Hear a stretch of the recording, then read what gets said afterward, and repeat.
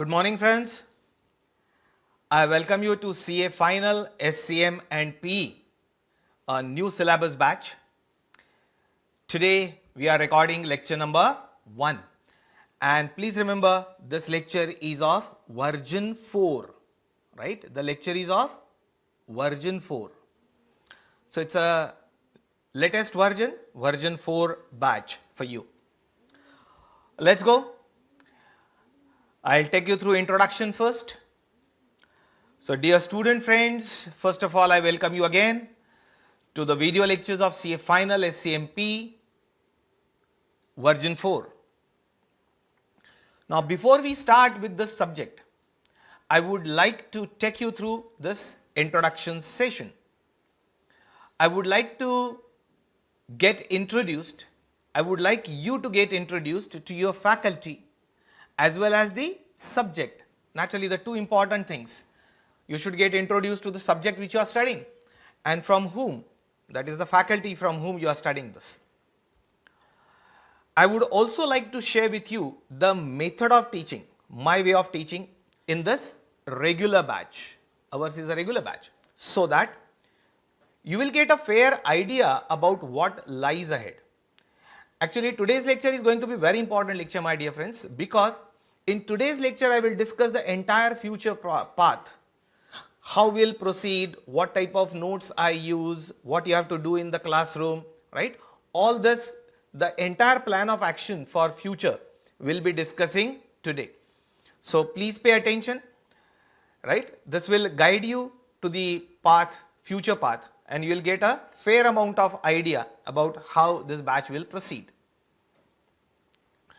So introduction of faculty. Myself CA Rakesh Agrawal, my dear friends. I am a teacher by passion and chartered accountant by profession. I cleared my BCom, that is graduation examination, way back in 1989 from Pune University with a gold medal in the special subject of cost and management accounting. That was my specialization paper while doing BCom.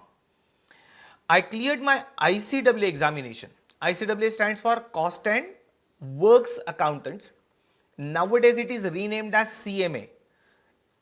Today it is called as Cost and Management Accountant. But in our days it was called as Cost and Works Accountants. ICAA, the latest name is ICMA now.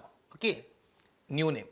So I cleared my ICAA examination in the very first attempt in December 1990 examination.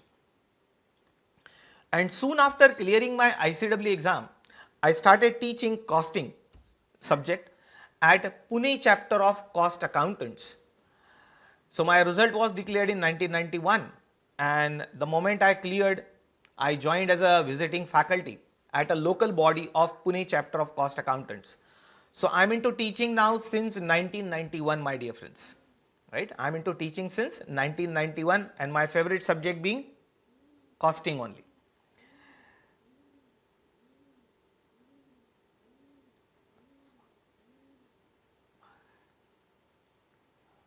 In our days, when I did my CA, the CA course was available only after graduation. Like today, the course is available after 12th through foundation examination. But that was not the case when I did my CA. So graduation was compulsory. Hence, I started pursuing this course after my BCom, that is after my graduation. And I cleared my CA final examination in November 1992 attempt with 32nd rank in All India merit list. I am into teaching field not by chance or by accident, but due to choice. Please remember, I am here by choice, not by chance, not by accident. Now why I am telling you? Now being in the merit, in our days we used to get the interview letters from big companies. So I had also got around 14-15 offers from different companies to come and appear for the interviews. But I left the job offers. Another point is my father being a practicing chartered accountant, that was an obvious choice in front of me to continue with him into practice. But then I left practice, my father's practice, I left the job opportunities and I entered into teaching. Therefore, I said I am here by choice and not by chance. I preferred teaching over the job offers and my dad's a CA practice, as I have already told you. Now, this is a brief introduction about me, right? Whatever was very, very important, I have told you. Now, if you are interested in knowing more about me, then the more details are already printed in your notes just behind the index page. Like these are your notes, printed notes, right? I'm going to deal or discuss with you about it in detail. Now, in this printed notes, just behind the index page, just if you turn the index page and you'll find about the faculty. So, details are written here. I'll take you to this page also later on, right? So, there you'll find more details. Now, some special mention, and that is I started my own website in November 2016, website I'm saying, to facilitate online purchase of video lectures. You know, nowadays due to change in technology, the way we used to deliver the lecture has completely undergone a change, right? Earlier we used to teach in the classroom. I started teaching on blackboard, then we shifted to whiteboard, that is whiteboard with marker pen. Then slowly we shifted to presentation, PPT presentation and so on. So, the way of teaching or mode of teaching went on changing. And nowadays, you know, almost all of you are watching me at your home, at your premises, as per your convenience. So, the teacher has reached you through video lectures, that is the latest technology. And to enable you to buy those video lectures as per your choice, I have created this online website, right, from where you can buy those video lectures. So, this is the new way. I don't know where we will go in future, the technology is ever changing. Now, the website is this www.carakeshagrawal.in. The website is in my name only. Just remember, it is carakeshagrawal.in. It is not .com. Please remember, it is .in, because otherwise you will make a mistake there. And you will notice on each of my PPT presentation at the bottom, you will find it here. And at the same time in your notes also you will find it on every page. So, it's already mentioned everywhere.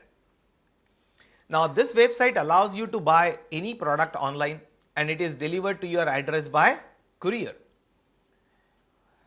I had also launched a free mobile app titled as Costing Dictionary. Please remember, it's a free mobile app and is titled as Costing Dictionary by CA Rakesh Agrawal. It is an Android app and can be downloaded from Google Play Store. Now, this is a free app without advertisement. Please remember how it will be useful to you, what it contains. Now, it allows you, that app allows you to understand the basic concepts of costing on the move.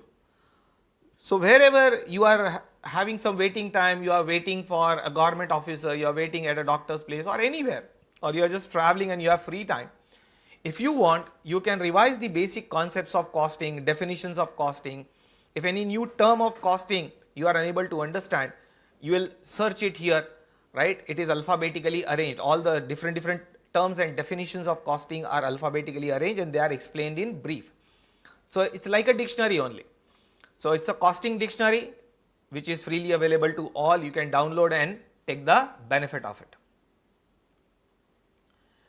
Our website, which I mentioned to you, will also help you to solve your subject related difficulties and for updations about future changes. What I have done, some common queries which students ask me, those answers I have put on the website, so that you don't have to wait for my reply. You will go and you will find the answers there. Plus, whatever changes takes place, it's an ever changing world nowadays. I'm teaching you today, something may change tomorrow. So, all these changes, updations you will find on our website. I'll just give you a brief idea about what you will find. Now, especially on our website, there is a section called Student Corner. This Student Corner section on our website is important for you, especially for students. It contains soft copy of amendment batch notes if there are any changes. Actually, costing subject doesn't have amendments, but I have given the name amendment because students love to hear that name. So, really speaking, amendments are more common for direct tax, indirect tax, corporate laws, not very common for costing subject or SCM&PE. But a name I have given amendment. Don't worry, there are no amendments. What I do the compilation of whatever new questions have come up in 1 year. So in 1 year's patch, like 2 exams takes place of the institute. So suggested answer comes in. I modify that answer as per my knowledge. Then RTP gets in, some model test papers are there, and some new questions appearing in the module, etc., or sometimes on the website of the institute. So I make a compilation of all this, right? Whatever new questions have come up in 1 year, and those questions I put in amendment batch notes, and that is a PDF copy of amendment batch notes which can be downloaded from our website free of cost, right? So that you can keep yourself updating about the new questions. I repeat, I have given the name amendments. Really, there are no amendments, there are new questions only, right, for this subject. Then answers to common queries, as I have already told you, are already available on the website. Exam paper analysis after the exam gets over and before the suggested answer is released by the institute. In between that, we try to give our own analysis, not the answer, but I just give my analysis or views about the exam paper. And if there are any notification about the changes in syllabus, minor changes here and there, those also we give on the website under the student corner section. Now let me introduce you with the subject, because that is what is important. So let's go to the subject. SCM&PE syllabus, right? Full form, all of you are aware. Strategic Cost Management and Performance Evaluation. That is the full name of this SCM&PE. The syllabus contains total 13 chapters. If you check your module, ICAI module, you will find there are total 13 chapters. Now for the purpose of teaching, I have spread it over 5 volumes in our classroom notes. So all this matter is spread over 5 volumes. It means this is, I am carrying volume 1 today.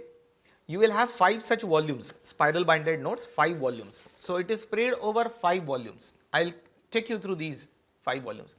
So our classroom notes, first of all, they are in black and white. Please remember, our notes are in black and white and they are in spiral binding format as I have shown you, right?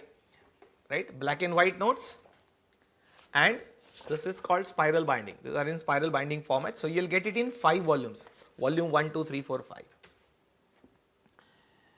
Okay, I will quickly take you through the index page of these 5 volumes. I will just take you through index page, and from index page I will explain you your syllabus and different chapters. Okay, my dear friends.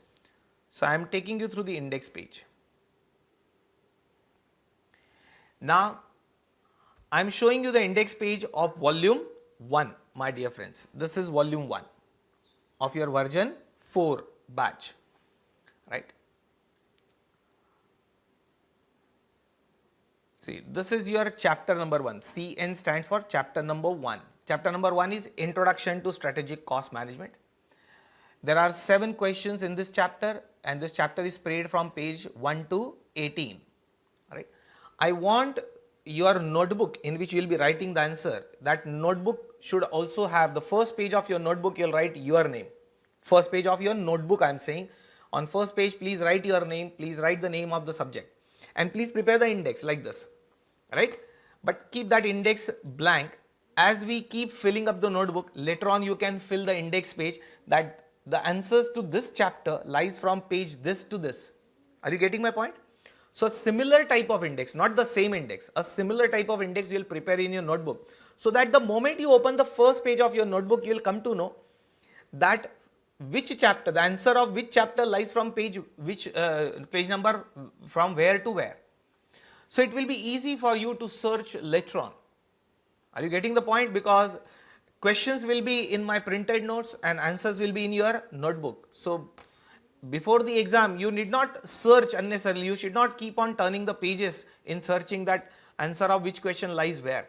So we will have a perfect system. And you will do one more thing. In your notebook, you will give the page numbers, serial numbers, page number 1, 2, 3, 4. That also you will assign today in your notebook, and you should naturally buy full-scape notebook, right? Full-scape A4 size and above. So that notebook you will buy, minimum 200 pages. Okay, so chapter 1, Introduction to Strategic Cost Management. Chapter number 2, Modern Business Environment, consisting of 19 questions, and this chapter is spread from page 19 to 63. Similarly, you will find this is your syllabus, my dear friends. Chapter number 3 is Lean System and Innovations. Now, right hand side columns I won't read because it contains the number of questions and page numbers. Then cost management techniques is the 4th chapter. This 5th chapter, cost management for specific sectors, you will find 00 questions. Reason, this chapter is recently deleted by the institute. So, name is still there. I have not changed the chapter number because other sequence will change. So, chapter number 5 was there. It was there till May 2021 exam. It is deleted from November 2021 exam and onwards. Are you getting it? Chapter number 5 is deleted from your syllabus from November 2021 examination. The notification of which is available on the institute's website also, and I have also notified it on my website, right? Therefore, I have deleted the question. On just one page I have mentioned that this chapter is deleted, right? So, it is on page 175, just a mention. Then chapter number 6 is decision making, and chapter number 7 is pricing strategies / pricing decisions, and there is a annexure 1 in the form of a logarithm table. So, I have put a logarithm and anti-logarithm table. At few places we will need it. So, log anti-log table is at the end. This is index page of volume 1, my dear friends. Now, I will take you to volume 2 because you should know what you will be getting in your hands and how we will be using it. This is volume 2, my dear friends, of your version 4 notes. It means, please remember, before I am starting with this lectures, recording of these lectures, I have kept all my notes ready of all 5 volumes. Please remember, everything is ready with me now. Now, it contains remaining chapters. Please remember, chapter 1 to 7. Chapter 1 to 7 I have included in volume 1. Now, chapter 8 called as performance measurement and evaluation. Chapter 9 divisional transfer pricing. Chapter 10 strategic analysis of operating income.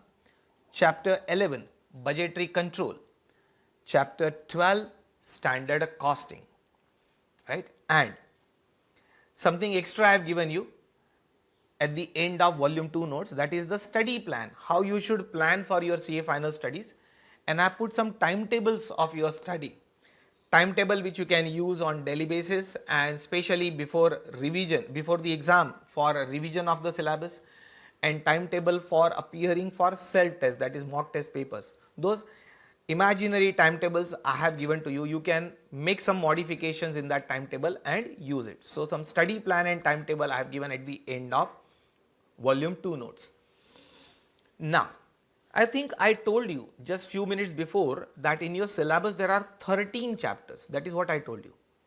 But in my notes you will find there are 12 chapters. Chapter 1 to 7 in volume 1 and chapter 8 to 12 in volume 2. So, I have missed out which chapter? 13 number. No, my dear friends, I have not missed out. I have to just tell you.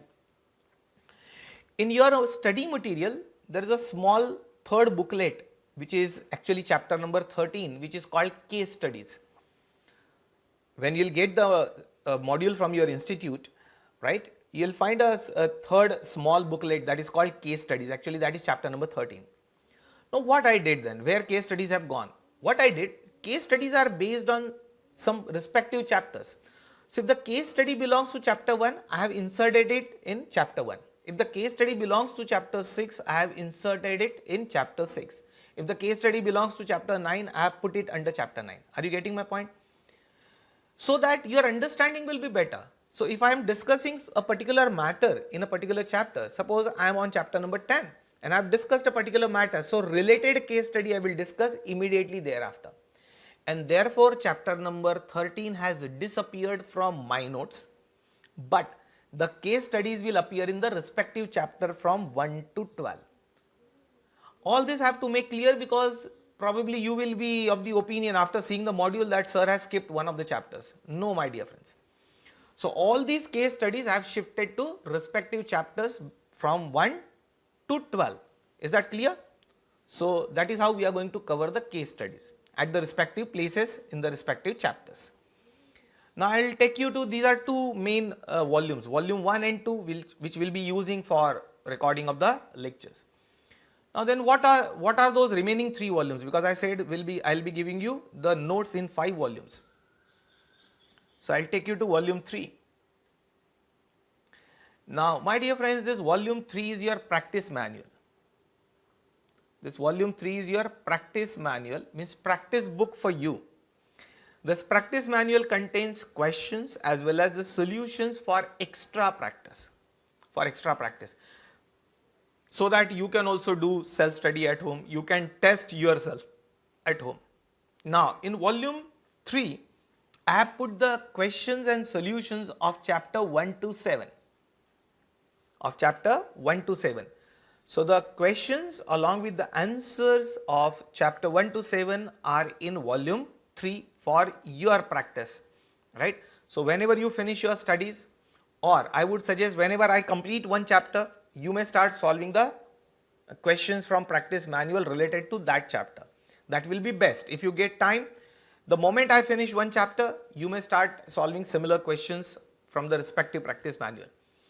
If you are unable to find time due to your articleship and other commitments, then whenever you get time before the exam, you may solve the questions from practice manual. So it is a practice book for you. You can say it's like a homework book. So once again, same 7 chapters are here. Chapter 1, 2, 3, 4, 5, 6 and 7. And these are the number of questions and respective page numbers. See, in every volume I have written one note. I have written one note everywhere in every index page of each volume. That is, you can download the latest exam papers and solutions, latest changes, etc. from our website. There is www.carakeshagrawal.in from a tab called Student Corner. This note I have given because you studied today. By the time you appear for your exam, few more exams might have taken place, few more RTPs, revisionary test papers might have come up. So that is what keeps on happening. Whenever you study and whenever you appear for the exam, there is going to be a gap for each and every subject. So all future changes you can take from here. Future changes means basically additional questions. Now what is this volume 4 then? My dear friends, volume 4 is again a practice manual only, but for chapter 8 to 13, the remaining chapter 1 to 7 is covered in practice manual, volume number 3, and questions and answers for your practice at home of chapter 8 to 13 are covered in volume number 4. So it's here, chapter 8, 9, 10, 11, 12. Now what I did, I have inserted one more chapter, that is 13 number chapter, that is of case studies and case scenarios. What happens, sometimes a case study consists of references from 2-3 chapters. Means there is a single case study, but you have to refer 2-3 chapters, the concept discussed in 2-3 chapters. So general questions or mixed questions from more than one chapter I have put under 13, because I cannot include it in one particular chapter. So you should have the knowledge of 2-3 different chapters or 2-3 different concepts to solve that case study, and therefore I have put it in last, that is chapter number 13. Okay, my dear friends. So in chapter number 13 also you will find some of the case studies and case scenarios, general case studies. So these are your 4 volumes, that is basically the syllabus. And earlier I had told you, okay, we will go to volume 5 also. This volume 5 is something called as Case Study Digest, which Institute had issued. Case Study Digest, short form given by the students is CSD. That is a Case Study Digest. Now what is this? What Institute did, Institute came out with a separate publication called Case Study Digest, and they released it on the website. I think Institute did it sometimes in the month of February 2021. So it contains nothing but additional questions. It's nothing but a practice manual given by the institute. Please remember, the questions contained in Case Study Digest will be recorded, will be discussed in the video lectures. At the end, it means first I will record individual chapters, that is volume 1, and volume 2. Volume 1 and 2 is for me, for dealing with in the classroom, and volume 3 and 4 is for you as a practice manual. But volume 5 questions of case study digest also will be given to you, right, in the video recorded format, and these are the notes. Now what this case study digest contains? It contains case studies. There are around 14 case studies. It contains case scenarios. Case scenarios are smaller case studies. There are 12 case scenarios, and skill assessment based questions, SABQ.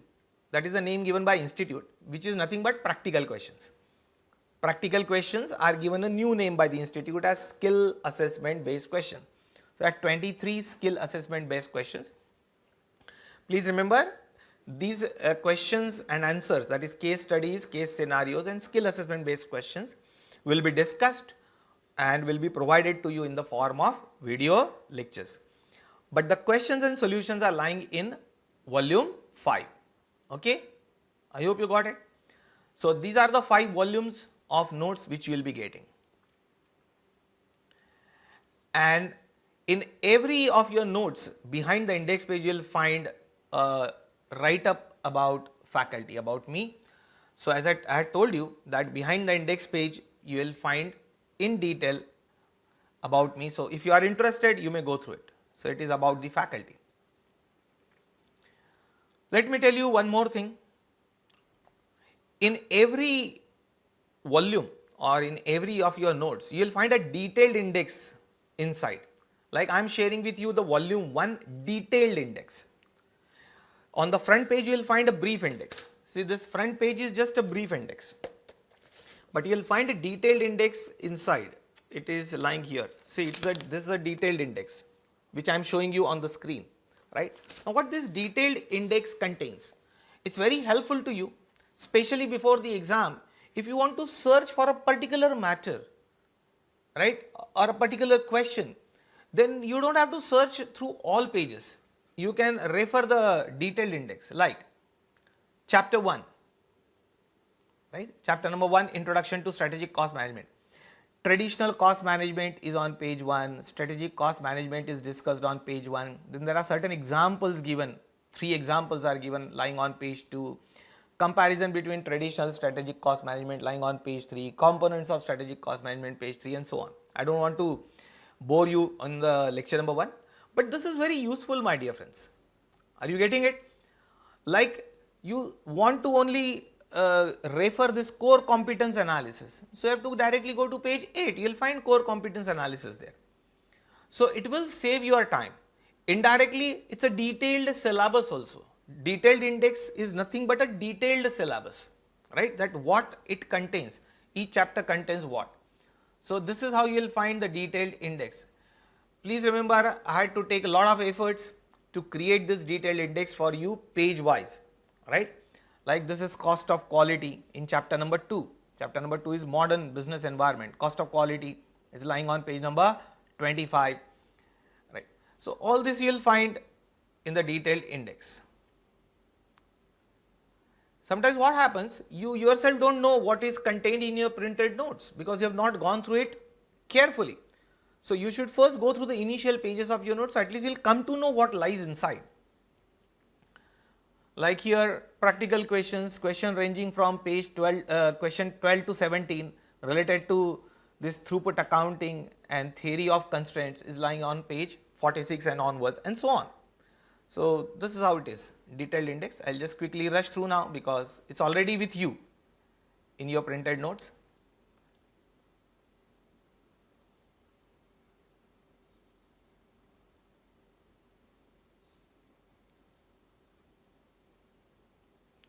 This is very helpful to you before the exam, my dear friends, very helpful. See, here I have written a note, chapter 5, deleted from your syllabus with effect from November 2021, exam and onwards. So it's good, your burden is reduced by the institute. There was one small chapter even otherwise, chapter 5 was very small, but now it's deleted.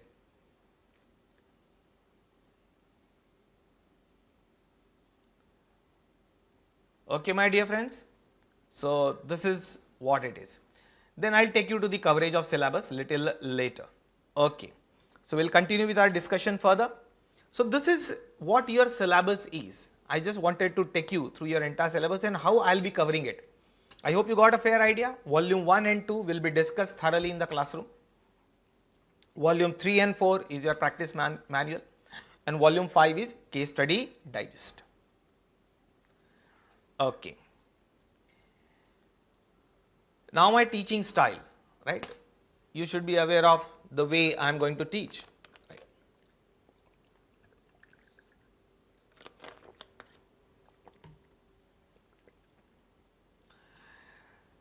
The game of cricket, I am comparing my teaching with a cricket game. The game of cricket is played in 3 formats, all of you are aware. And cricket being a very popular sport in India. It's a test match, or it's a one-day match, or it's a 2020 match. You know, test match, it runs for 5 days, right? Test cricket, which is not very popular nowadays, but test cricket or test match runs for 5 days. One-day match is for one whole day. 50-50 overs are played by both the teams.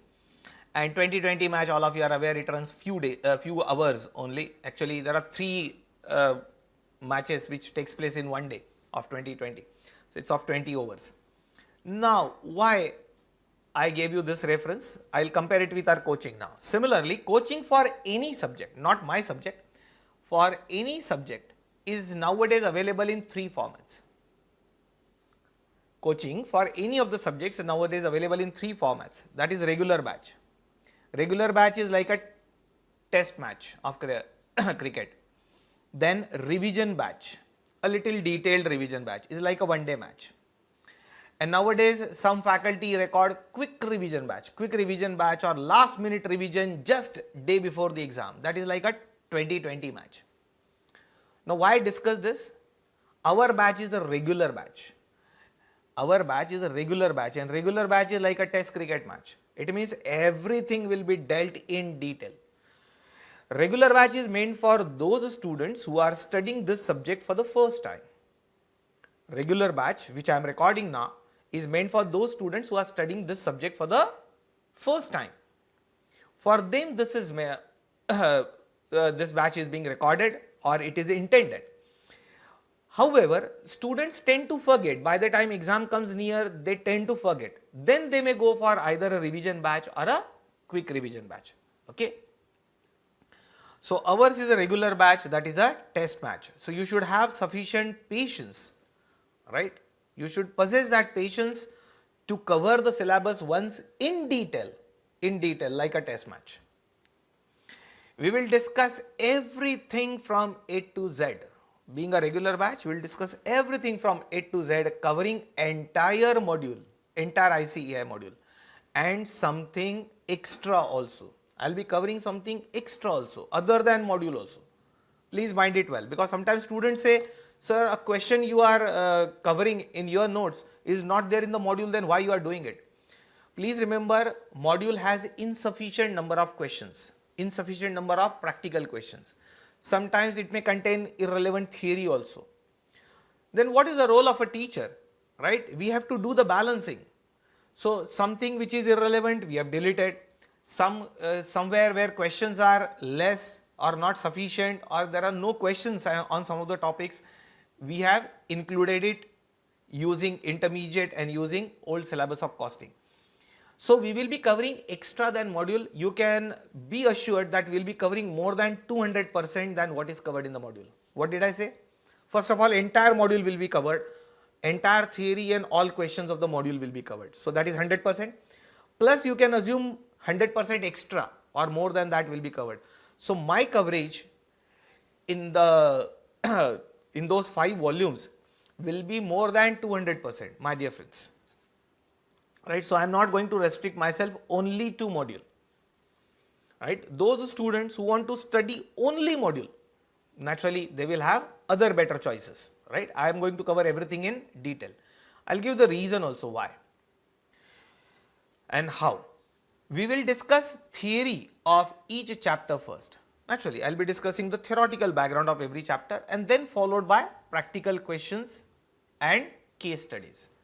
Theoretical discussion, and then practical questions based on that theoretical discussion, and case studies if given by the institute, based on those concepts. Now there are some unsolved questions in your printed notes which we will be solving together, and those answers you will be writing in your notebook, and you are expected to write it down, those answers in your notebook for future reference. I have seen few students nowadays, few students are so lethargic that they don't take the efforts of writing the answer also, and then what happens? After few months or after a year or so, as they have not written the answer and it has got evaporated from here, right, from your memory, then they keep searching, sir, I am not getting the answer. Basically, I have discussed the answer step by step, we have developed the answer. So you are supposed to write it down in your notebook so that later on you can refer it. So it's very surprising. Exam also paper you have to write. So you have to develop the writing practice.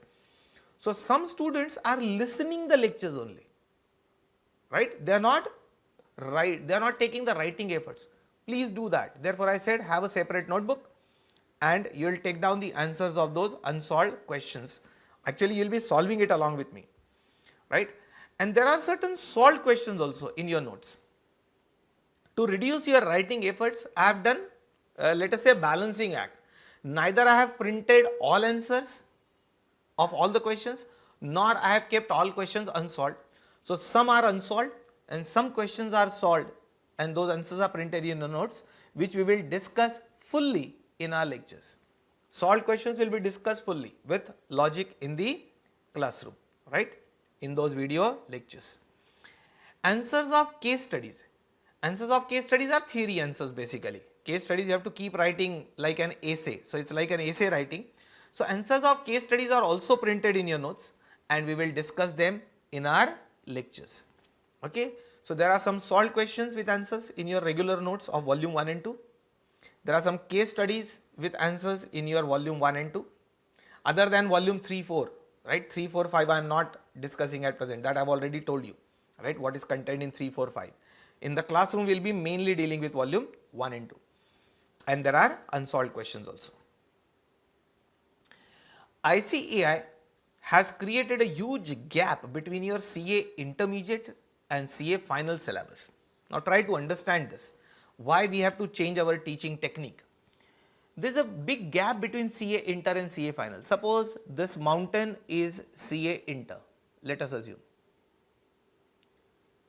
and there is another mountain, let us call this is CA final, but there is a valley in between, there is a gap in between, and you are supposed to jump from here to here, right? You are a student, right, and you have to jump from here to here directly. Now there is every possibility that you will fall down. Now what as a teacher I have to do? I have to make a bridge here, right, so that you can safely walk and move to CA final from CA intermediate. Just to give you a simple example, a small example, that why we have added extra questions and extra theory in our notes while teaching, which is not there in your module. So we will be teaching extra than module. Why? Because I said there is a gap between CA intermediate syllabus and CA final syllabus. Just if you remember CA intermediate standard costing, just try to recall, in CA intermediate syllabus of standard costing only cost variances are covered. Only cost variances are covered, that is material cost variance, labor cost variance, variable overhead cost variance and fixed overhead cost variance, that is all, basic questions. Profit variances, sales variances, reconciliation of budgeted and actual profit are not covered in CA intermediate syllabus. And if you open the CA final module of standard costing, CA final module of standard costing if you open, you will on first page you will find ex ante and ex post variance. What you will find? Ex ante, ex post variance. You will find standard costing with ABC analysis. You will find standard costing, absorption costing with absorption costing. How you will deal with this? In between something is missing. So what I had to do? I have to borrow some theory and questions from CA intermediate syllabus. I had to borrow some theory and questions from CA final old syllabus. Actually CA final old syllabus was very good. Where intermediate ends, CA final used to start. CA final old syllabus I am saying. But now there is a gap in between. The CA final new syllabus is taken from international syllabus now of other institutes. And there is a link, the link in between, the bridge in between is missing. So I have to construct that bridge so that you can smoothly walk from CA intermediate to CA final. Because few things the institute has assumed and they have taken it for granted that you know it, which the fact might be you might have forgotten what you have studied in intermediate also, right? You may not be able to recall the formulas of marginal costing and standard costing chapter. So how I can assume and directly take you from where the institute's module starts? Similarly, if you check the institute's module of marginal costing, that is decision making chapter, chapter number 6, right? It starts from somewhere else.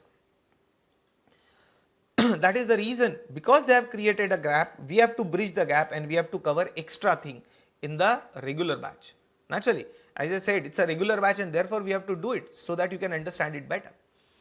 So to bridge this gap, I may have to sometimes revise the concepts of CA intercosting and may have to take the help of old CA final syllabus also, right? Whatever is relevant, only that much we have included. All this is done to ensure a better and conceptual understanding of the subject. Why we have done it? Why we are spending our time and your time? Because some students feel that we are wasting your time. No, my dear friends. If I only teach you module, whatever institute has printed, you won't be able to understand the subject because there is no linkage here and there, and therefore we have to do all this just to ensure better understanding. At the same time, the sequence of teaching will also be different from ICAI module.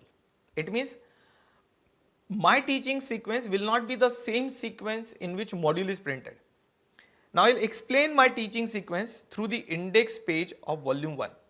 I will once again take you through the index page of volume 1 to explain the sequence in which I will teach you. Means these video lectures will be recorded.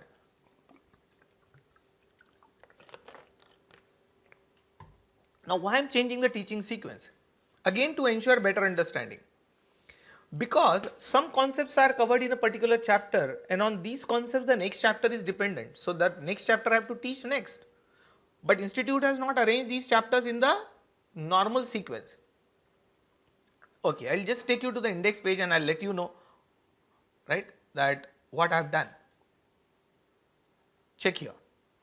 This is our volume 1. I will just put the index page. Okay. Now see friends, from where I will start my journey.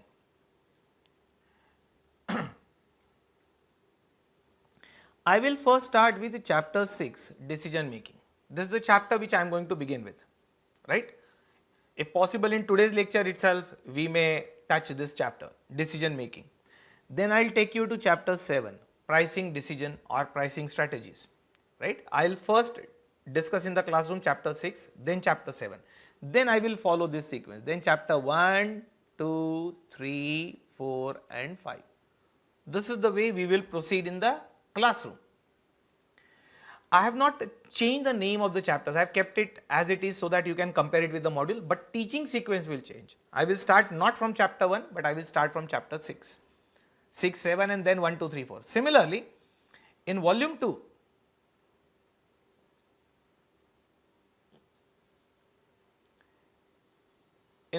what sequence I will follow? Let me tell you. In volume 2, I will first deal with chapter 10, then 11, then 12 and then 8 and 9. Is that okay? So this is the sequence in which I will be dealing with in the classroom, because I said something which is discussed in the previous chapter will be useful to you in the next chapter for better understanding. Okay, my dear friends. Coverage in your version 4. What we are going to cover in this version 4 batch? It's very important for you to know what is covered in this version 4 batch. To save your writing time, I have printed it in your notes itself. The coverage of syllabus is already printed in your notes. So I will take you through the relevant page from your notes itself to explain it.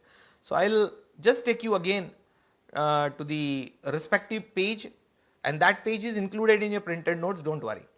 That is printed after the detailed index. after the detailed index.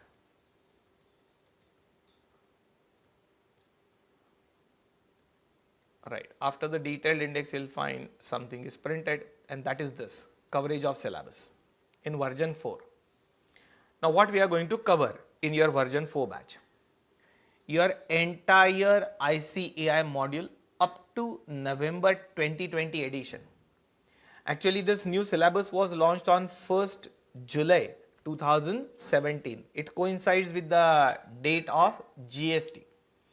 That time institute came out with a module. Then they came out with revised module later on. And third time this is revised in November 1990. It's a third time. This is a third edition actually, which institute calls it November 2020 edition. So this is third time the module was revised or updated.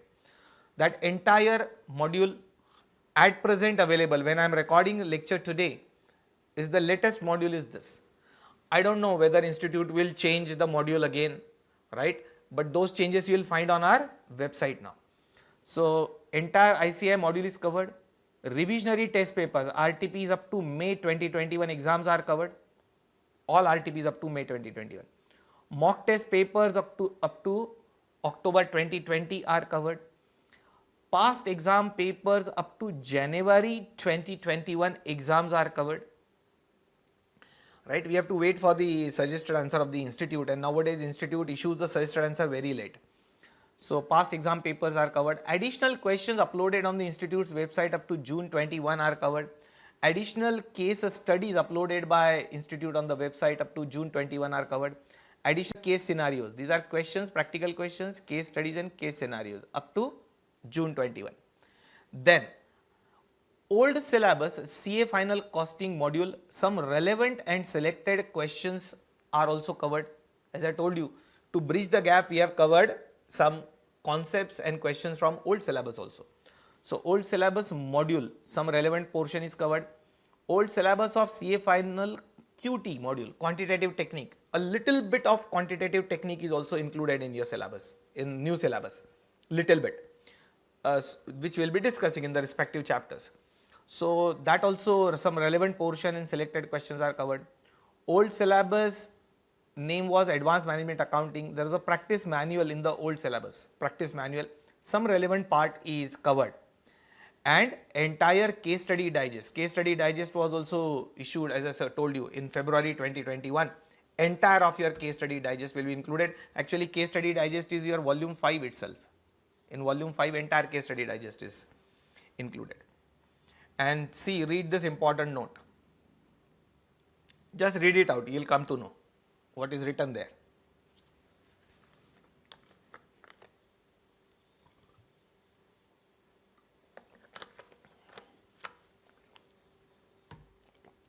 I hope you are reading it. That's important. Students always ask this question. Sir, I will buy your product today. If there are new questions ahead, after buying, what will happen? That question is answered here.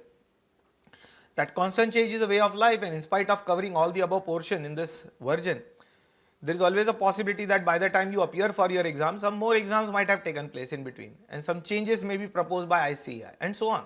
What can be done? Do you think you can study all the 8 subjects just 2 months before the exam? Is it possible?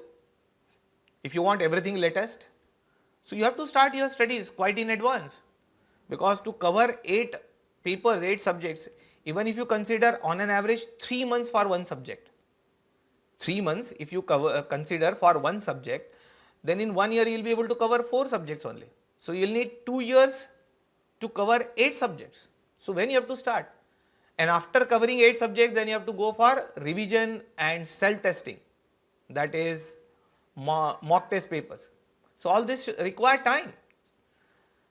So you have to take up a particular subject now, and by the time your exam takes place, some changes might have taken place. Now, so to keep you updated, yourself updated with these changes and updates, I have made a practice to keep on uploading the soft copy of amendment batch notes once in a year. I have told you that, and it will be available to you for downloading free of cost on our website. So all this is written.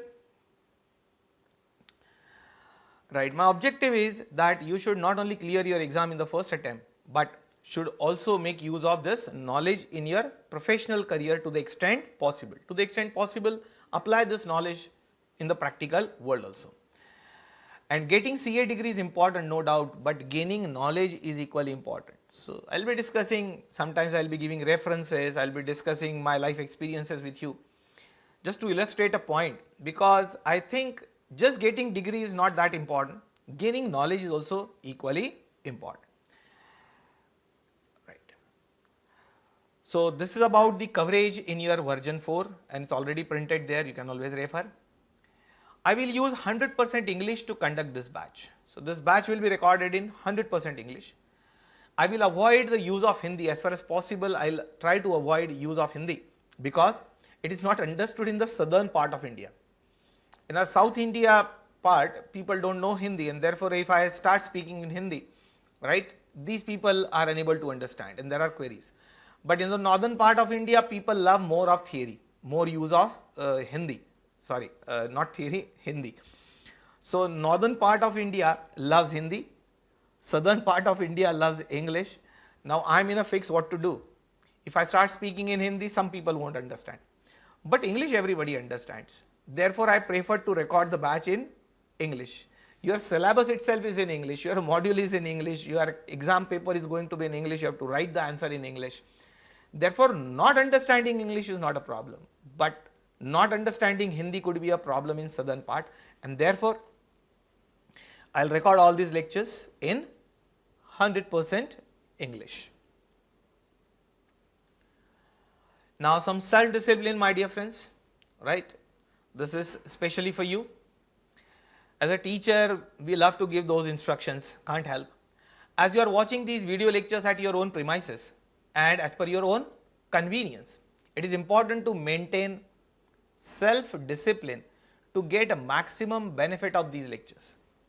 Right? Naturally, you are also interested in getting the maximum benefit out of these video lectures. I am also interested in the same thing, that once you spend money and buy a particular product, right, you should derive maximum benefit. Now to derive maximum benefit, what you have to do? Please stay away from all distractions while watching these lectures. Stay away from all distractions while watching these lectures. Please put your mobile phone in a silent mode and switch off TV. If you are doing multitasking, you won't do it. CA students are very sincere, but we have seen few students. We have seen few students whose mobile is on. There is a cricket match going on the television and the video lectures are also on the laptop. Now if you are watching three things, TV, video lectures and mobile, how much you will be able to understand, I don't know. In spite of these repetitive instructions, some students try to do it and they end up getting nothing, because unless you put your heart and soul in one activity, you won't get the result. If you are watching TV, pay attention and watch TV only then. That is what I mean to say. Do one thing at a time with full concentration. If you have sit for studies, if you are watching the video lectures, my sincere request to you, with folded hands, my sincere request to you is, please pay 100% attention to your job, that is of studying only. Full attention. This subject is not easy, my dear friends. If you miss one word, one concept, you won't understand the discussion ahead, or you won't understand the answer of a particular question, because you have missed out a concept and on that concept the question was based. So with folded hands I am requesting you, please give your 100%, then only you will get the result in the first attempt. You will be through the CA examination in the first attempt. Otherwise, you know the definition of CA. CA stands for come again also. CA stands for come again also, from May to November, November to next May. Please don't do that. If there is an urgent phone call, then please pause the lecture. There is a pause button here, right, at the bottom strip. So you can pause the lecture. Please remember, pause time is not counted in your viewing time. So you can pause the lecture, attend the phone call and then restart the lecture again. Okay. So don't keep the lecture also running and mobile also running. Pause it, finish that urgent call, keep it and come back to the studies. Please watch one full lecture in one sitting. Our each lecture will be of the duration, let us say around 2 hours to 3 hours. I'll give you a detailed list of, that is lecture wise details I call. Lecture 1, what is covered and what is the duration. Lecture 2, what is covered in lecture 2, what is the duration. I'll be giving you that detailed list, don't worry, right. So along with video lectures, you'll get the entire list of lecture wise list, what is covered. But approximately I am telling you, each lecture will be of the duration between 2 hours to 3 hours. Each lecture, as far as possible, complete in one sitting. You may take few pauses for few minutes, right. You have to go to washroom, you can take a pause of 1 or 2 minutes. You have to have a cup of tea, you can take a small pause, right, or there is an urgent phone call. But as far as possible, complete the entire lecture in one sitting. If it is not possible due to any emergency, then complete the remaining lecture as soon as possible. Like half the lecture you have seen in the morning, remaining half you can see in the evening, or half lecture you have seen in the evening, remaining half next day morning itself. But cover that lecture as soon as possible, don't keep it pending, right. One full lecture in one sitting. Prepare your own timetable. Please prepare your own timetable now, right. That is how you are going to watch the lectures. Either you have reserved the morning time or you have reserved the evening time. You have reserved the duration, let us say, of 3 months or 3.5 months, and stick to that timetable. So please prepare that timetable and follow it. Go as per the timetable. Otherwise, we have seen with some of the students what happens. They buy our product of 1 year validity. I repeat, some students buy the product from our website of 1 year validity. The actual duration of the batch might be 3 months or 3.5 months, but this 3 and 3.5 months batch they are unable to complete in 1 year, and the product gets expired after the validity period gets over. So you are unable to cover 3 months syllabus in 1 year. I am talking about some students, not you. You are intelligent students, you are sincere students, but few students have made this mistake and the product has expired. It means they are not sincere, they have not prepared the timetable, or they might have prepared the timetable but they didn't stick to it. Then how you will be covering remaining subjects, my dear friend? If one subject is going on for 1 year, how you will cover 8 subjects? Do you have 8 years to cover it? And therefore, please prepare a timetable. In emergency only you can have some relaxation. Otherwise, please follow the timetable and watch minimum 1 lecture daily. Minimum 1 lecture. If you keep a long gap in between 2 lectures, then you will find it difficult to get reconnected. Like some students have watched lecture 1 to 12, then there is a gap of 3 months. Then they start watching lecture number 13 onwards for few more days. Then again a gap of 2 months, and then remaining lectures. Do you think you will be able to understand? There is a continuity, right? There is a continuity. So continuity is broken, and then you tend to forget and you are unable to recollect where you had left.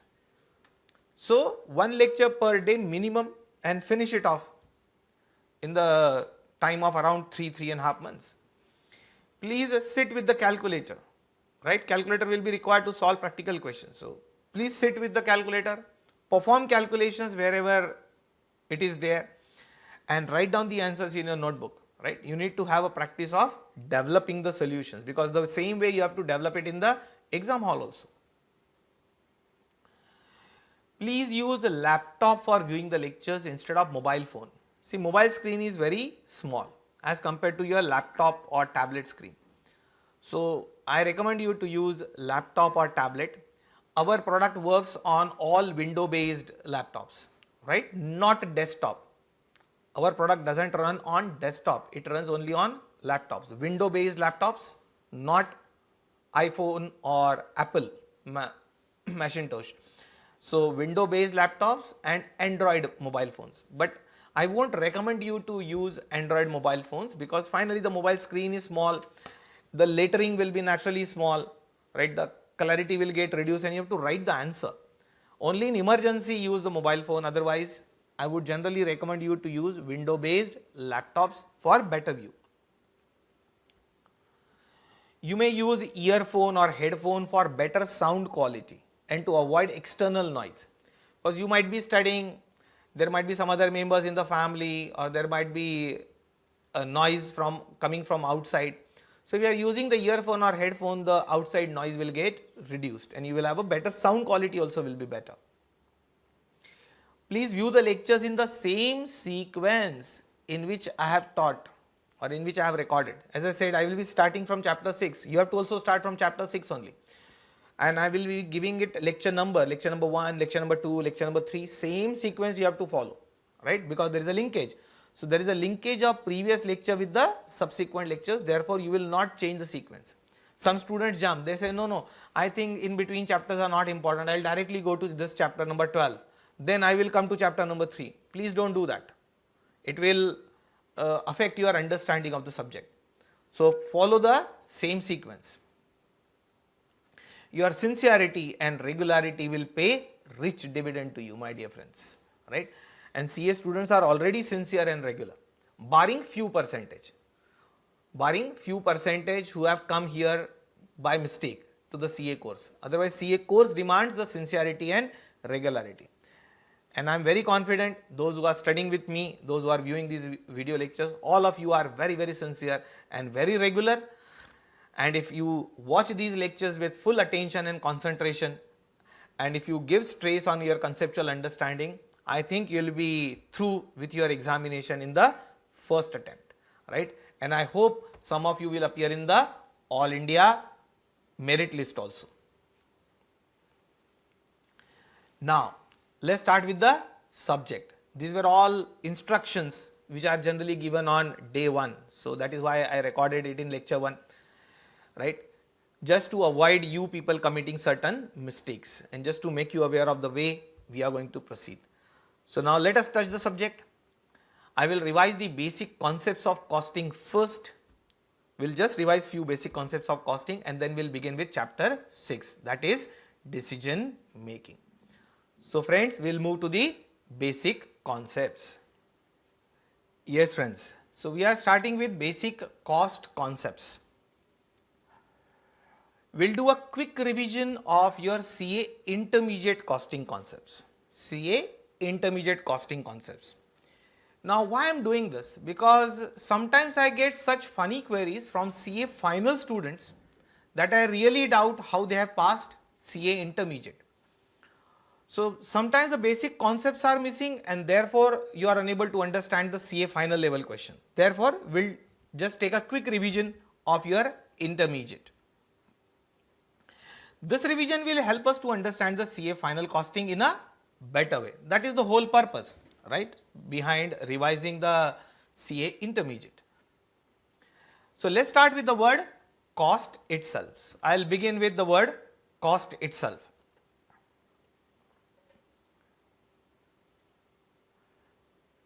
Let's go. Cost. Cost may be defined as the monetary value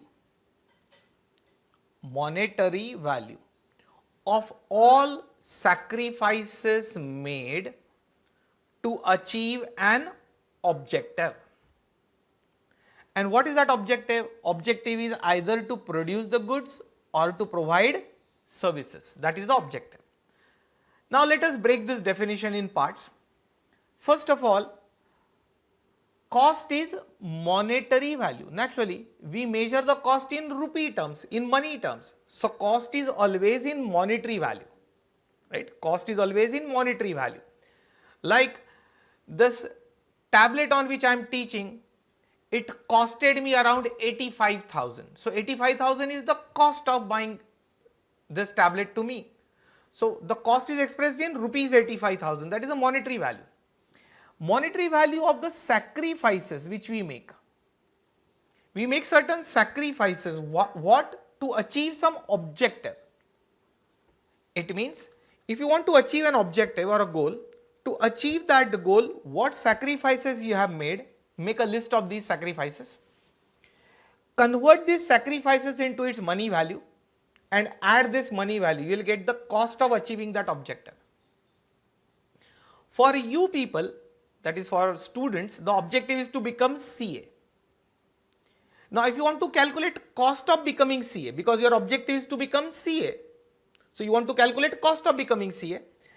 In doing CA, whatever sacrifices you have made, make a list of all the sacrifices, convert it into its money value and take the total. That total will be cost of becoming CA. Anyway, from classroom purpose or from exam point of view, our objective is either to produce and sell the goods or to provide services, that is either we are in service industry or a manufacturing industry, correct? Now, we don't talk much about trading because in trading you buy and sell ready-made. So, basically our objective or our orientation will be towards manufacturing activity and providing services. So, objective is either to produce the goods or to provide services. Now, we will take to produce and sell the goods. To achieve that objective, it means to achieve the objective of producing and selling the goods, whatever sacrifices you have made, monetary value of these sacrifices is called cost. You can define the cost in various other ways also. Now, the problem is the word sacrifice. Now, what are these sacrifices? So, from exam point of view, the sacrifices are of three types. It means we have to make three sacrifices which are popularly called as three elements of cost, and these three sacrifices are material cost, labor cost and expenses. So, these sacrifices are popularly called as elements of cost. Elements of cost. Now, some of you may say that, sir, we have studied the elements of cost as material, labor and overheads, but you are telling us something different. You are telling us as material, labor and expenses. So, I will come to it just now in the next slide. Right, three elements of cost, that is material, labor and expenses, and the total of these three is total cost. So, material cost plus labor cost plus expenses will make it total cost. So, total cost is divided in three parts. You may call as three sacrifices or more popularly called as three elements of cost. Now, we will discuss one by one. What is material cost? Now, imagine manufacturing industry, or let us imagine manufacture of a desk bench, in the classroom. Now, to manufacture this desk bench, whatever physical and tangible item is getting consumed in the process of manufacturing, any physical or tangible item which gets consumed in the process of manufacture. I said consumed, physical and tangible item which is getting consumed in the process of manufacture.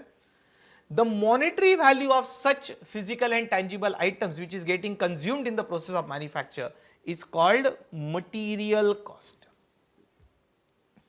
It means you just imagine for a desk bench whatever is required: plywood, sun mica, fevicol, steel frame, paint, right? There is something called bidding putty which is required on the side, nails, whatever material is required, right, which will get consumed in the process of manufacture, its cost, monetary value is called material cost. Now, we go to labor cost. Labor cost is the word used for employee cost. Employee cost and labor cost is one and the same. You may also call it as manpower cost. We have to use manpower or people to get the work done, and the monetary compensation which we give to these employees in the form of salaries, wages, perquisites, some benefits, right, all this is cost to the organization. So, whatever salary, wages, benefits, perquisites you are giving to your employees to get the work done from them, this monetary benefit given to them is the cost to the employer or cost to the organization, which is known as labor cost. Labor doesn't always means a blackish fellow sweating a lot and digging along the roadside. No. Even a managing director's salary will come under labor cost. A chartered accountant's salary will also fall under labor cost.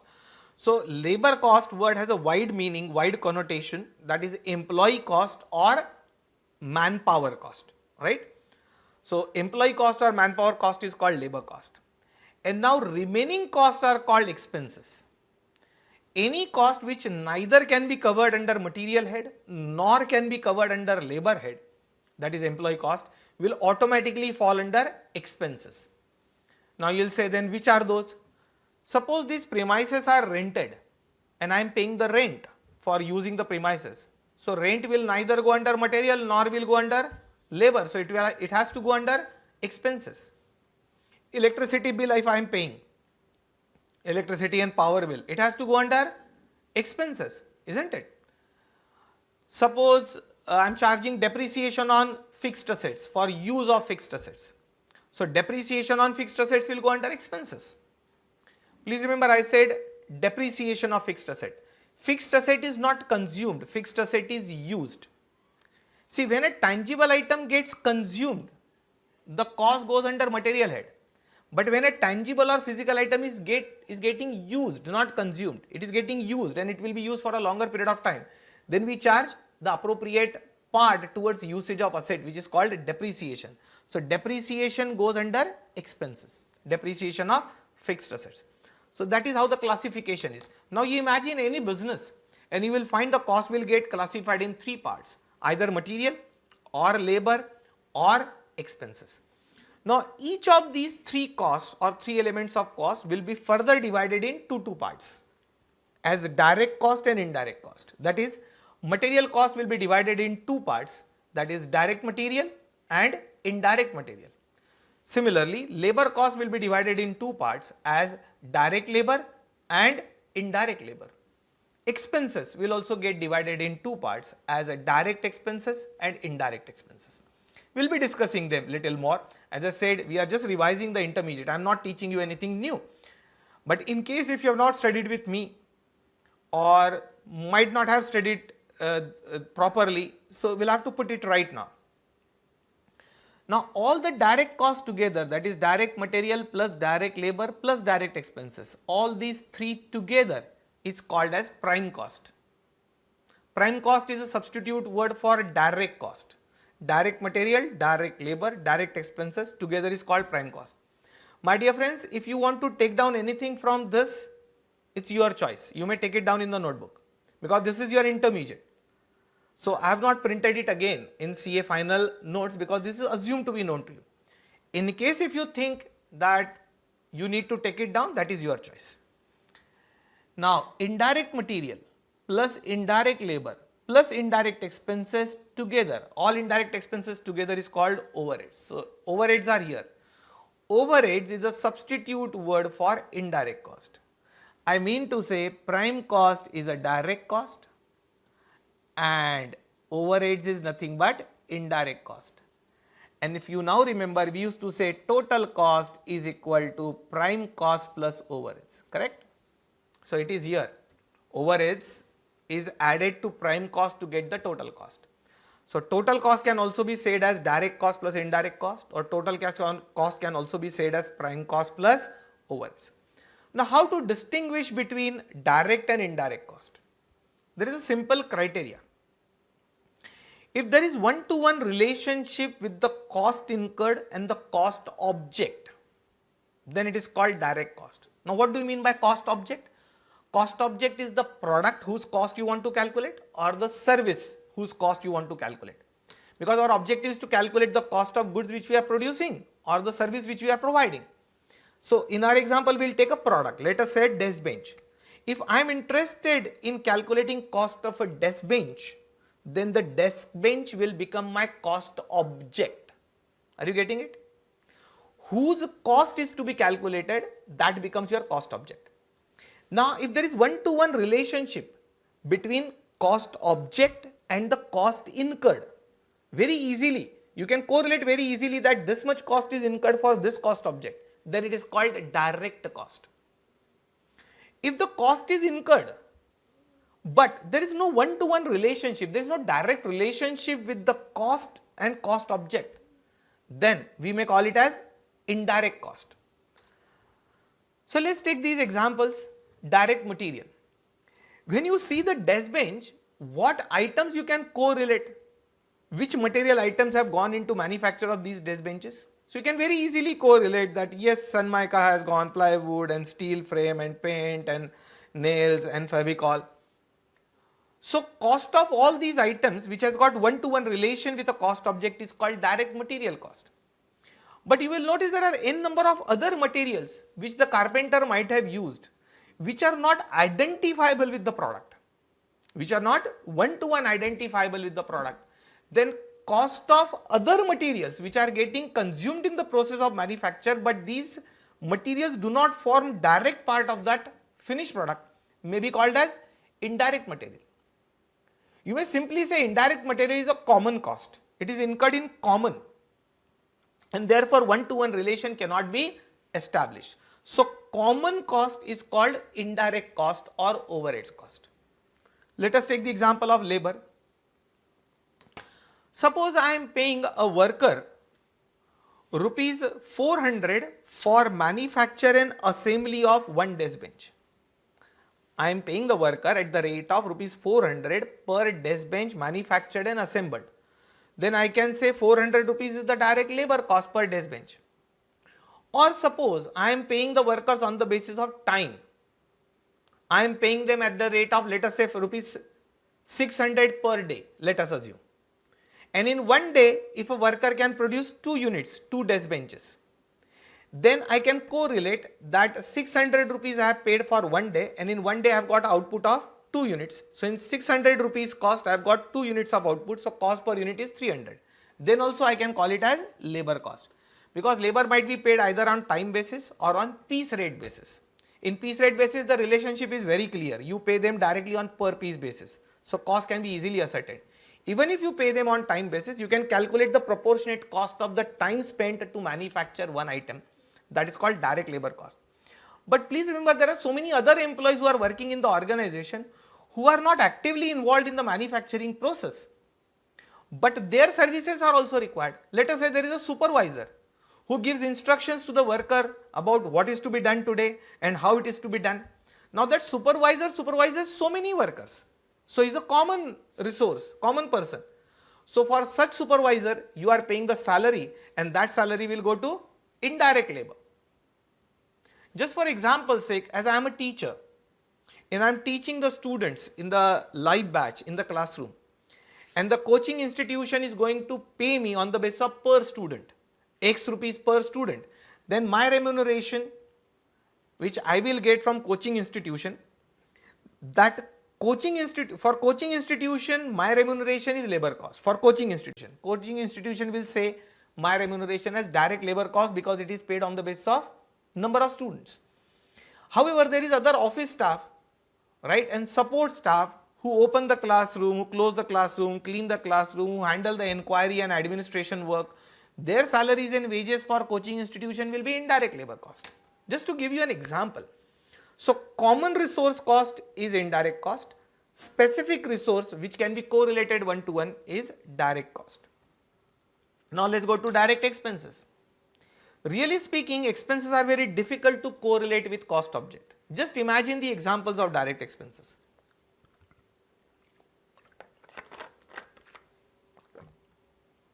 Why I am saying this? The reason is expenses generally tends to be indirect. I repeat, expenses generally tends to be indirect. There are very few direct expenses. So let me give some examples of direct expenses because majority expenses are indirect. I am talking about direct expenses now. Let us say for this desk bench, I hired the services of a product designer, and I got the design of that desk bench prepared from a professional person who is not my employee. I repeat, professional person is not an employee of my organization. So I got the design of the desk bench done from him. He might be an interior, he might be an architect, and he charged me rupees 10,000 for designing the desk bench. Now this 10,000 rupees which is cost to me is neither a material cost nor it is a labor cost. Why it is not a labor cost? Because that person is not my employee. Then it will go to what? Expenses, and these expenses are incurred for these desk benches only. And by paying rupees 10,000, right, suppose I have paid this 10,000 rupees for designing the desk bench, and I have got 50 desk benches manufactured using that design. I got 50 desk bench produced using that design. Then the designing cost per desk bench will be rupees 200 to me, correct? So 200 will be direct expenses per desk bench. Is that clear? Another could be outsourcing charges or subletting of the work. That is called part of the work you are getting done from an outside agency. We call as outsourcing charges or subletting charges. Let us assume that I have hired another agency for just assembly of these desk benches and polishing of desk benches. It means I get the desk benches produced here, the parts and components I get produced on myself, but to assemble them and to do the polishing and painting, I have hired another agency and I have told them that I will pay you rupees 500 for doing assembly, painting and polishing of the desk benches. Then I have to pay 500 rupees out of my pocket to an outside agency, which we call as outsourcing charges. That will go in the category of direct expenses. So you may think of, there is no list given that this list of items is direct expenses. First of all, it should be an expense. It should not be material nor labor. It is an expense, but you can very easily establish the relationship between that expense and the cost object, means the product which you are manufacturing. If the relationship is convenient and can be easily established on one-to-one basis, it will be called as direct expenses. If it cannot be conveniently established, then it will be called as indirect expenses. And indirect expenses are many, like rent, like depreciation, like electricity and so on. There are n number of indirect expenses. And that is how we get all direct cost together is called prime cost and all indirect cost together is called overheads. Now in reality what happens, my dear friends, if you remember the cost sheet was what the cost sheet which you have studied might be material plus labor plus overheads. This is the way the cost sheet is prepared generally. Now why it is prepared that way? Reason, as the direct expenses are very rare, direct expenses comes very rarely because there are very few examples of direct expenses. What people have done, people started calling this direct material as material cost. When people say material cost, please remember it is direct material. Direct labor they started just calling as labor. So what happened? And all this together is called overheads. There are three elements of cost are these 1, 2 and 3. All indirect expenses together is called overheads. So people practically started calling three elements of cost as material, labor and overheads, practical elements of cost. Theoretically three elements of cost are material, labor and expenses, but practically three elements of cost are material, labor and overheads. Material by default means direct material, not indirect. Why? Because indirect material will go in the category of overheads. So when people utter the word material, actually it is direct material consumed. When people utter the word labor, it is direct labor or direct employee cost. Direct expenses they have forgotten, and indirect cost together is called overheads, and that is why we used to have material plus labor we used to say prime cost, and prime cost plus overheads we used to say total cost. So that is how practically the three elements of cost are material, labor and overheads.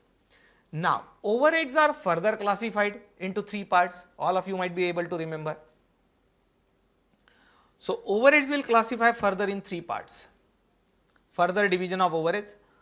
One is factory overheads, second is administration overheads, and third is selling and distribution overheads. It's just a quick revision of intermediate. Factory overheads, administration overheads and selling and distribution overheads is a further classification of indirect cost. Indirect cost means further classification of overheads. So overheads basically consists of indirect material, indirect labor, indirect expenses, further classified in three parts. Now there are multiple words used for factory overheads. Factory overheads is also known as works overheads.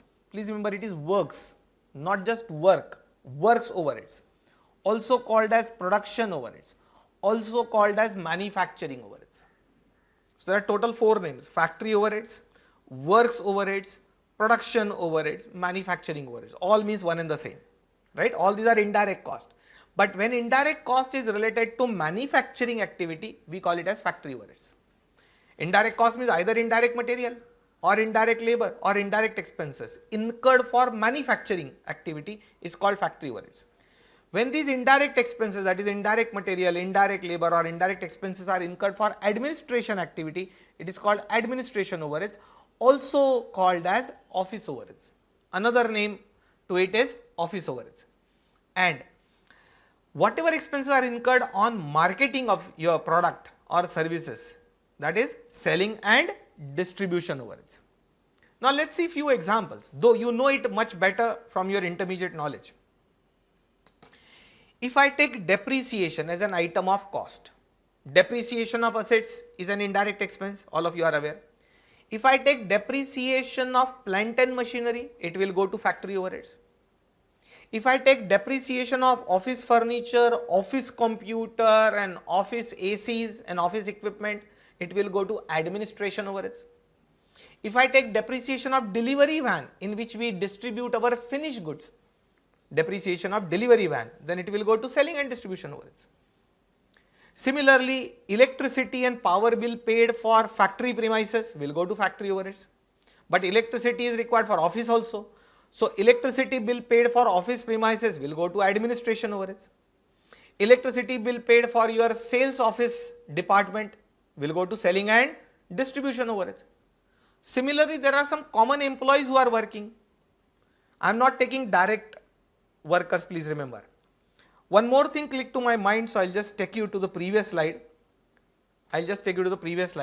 Please remember, prime cost is calculated only up to production stage. It is always prime cost of production. People just say the word prime cost, but prime cost is always up to production stage, means direct material required for production, direct labor required for production and direct expenses required for manufacturing activity.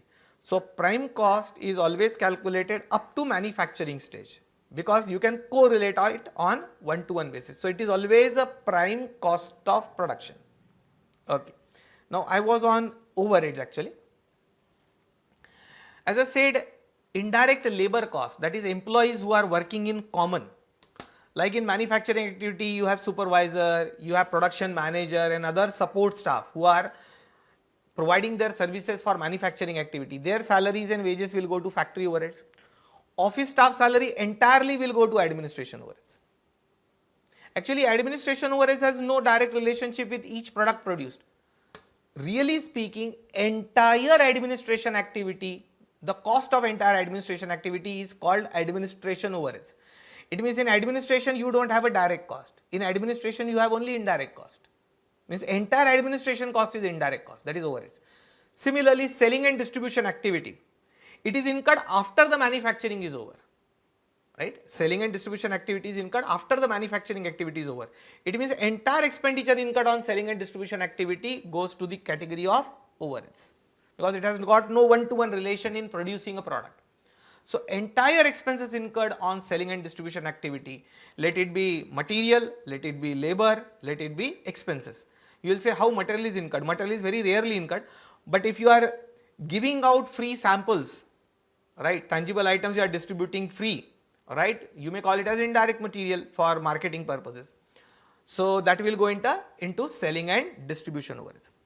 Now, dear friends, really speaking, these two words have got different meaning, but they are clubbed into one by costing people. Actually, selling activity is the activity for generating the demand. Selling activity is the activity for generating the demand, and distribution activity is the activity for satisfying the demand. I repeat once again, selling overheads are different, distribution overheads are different, but in costing they are generally clubbed into one as selling and distribution overheads.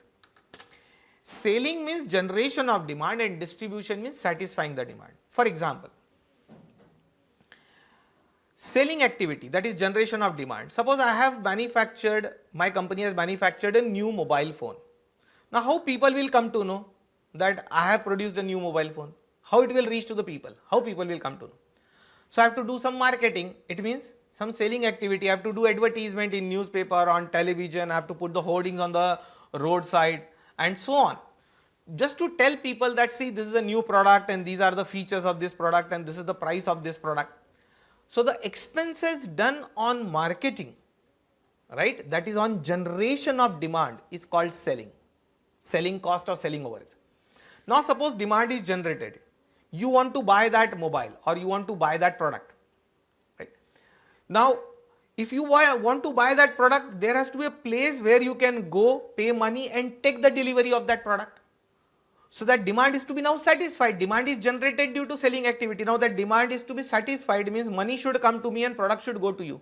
For this, whatever arrangement we make and whatever expenses we incurred, those expenses are called distribution overheads. It means you have to create a distribution channel. If I am a manufacturer, then I have to appoint the wholesalers or agents, distributors, then wholesalers, then retailers, and the goods has to travel physically, right? That is carriage outward, which we call in accounts. So goods have to physically move from one place to another. That entire distribution channel is involve a lot of cost. You need vehicles, you need drivers, petrol, diesel, what not, in order to see to it that the goods reach to the customer. You have to do some packing during transportation. All this goes in the distribution overheads or distribution cost. So that is how it is, selling and distribution overheads. Now with the help of prime cost there are three items: direct material, direct labor, direct expenses. And overheads now we have divided in three parts, that is factory overheads, administration overheads, and selling and distribution overheads. So with these 6 items, 3 direct and 3 indirect, if we put them in a particular sequence, we get a cost sheet, right? And all of you are aware of that cost sheet. It's not new for you, it's just a revision of intermediate. Before taking you to cost sheet, I'll just try to correlate resources and cost. I'll try to correlate resources with cost. So costs are always incurred for consuming resources. You use resources in carrying out your activity or in fulfilling your objective, and each resource has a cost. Like as you are doing CA and you want to calculate cost of becoming CA, but in the process of doing CA you are using one of the resources as vehicle. The vehicle which you are using to go from one place to another, let us say to attend the coaching classes or to attend the offices. So don't you think there is a cost of using that resource called vehicle? The cost of using that vehicle, and the vehicle is used for becoming CA, that cost will get added in the cost of becoming a chartered accountant. It means all resources has got a cost, right? And resources are used to fulfill your objective. Now these resources are popularly called as 5M because they start with the letter M. 5M if you remember, and these 5M, these 5 resources are starting with the letter M. It's material, manpower, machinery, management's effort and time in managing the business, and market. So these are called 5M or 5 resources known as costing, and each resource has a cost. And the cost involved for material resource is called material cost only. For manpower resource, the cost incurred is called labor cost or employee cost. For machinery resource, if you are using machinery in manufacturing, you will incur depreciation of machinery, repairs, maintenance of machinery, power will be consumed to run the machinery. All these costs will go to manufacturing overheads, that is factory overheads, towards use of machinery. Entire of management efforts and time will go in administration overheads. And once your goods are ready, you have to market it, because unless you sell it, you won't get money. So to take it to the market, whatever efforts are required will go to selling and distribution overheads. So these are the resources and these are the cost involved. If you want, you may take it down. It's a relationship between resources used and the cost involved for using those resources.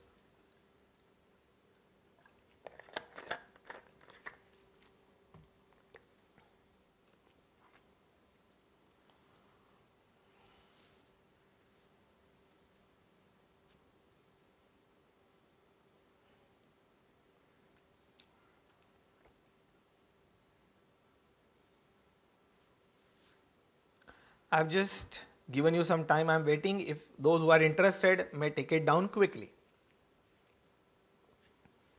And then I will take you to the cost sheet. And now you will remember how we used to prepare the cost sheet. We used to say material cost plus labor cost is prime cost plus factory overheads, administration overheads, and selling and distribution overheads. That is how we used to calculate total cost.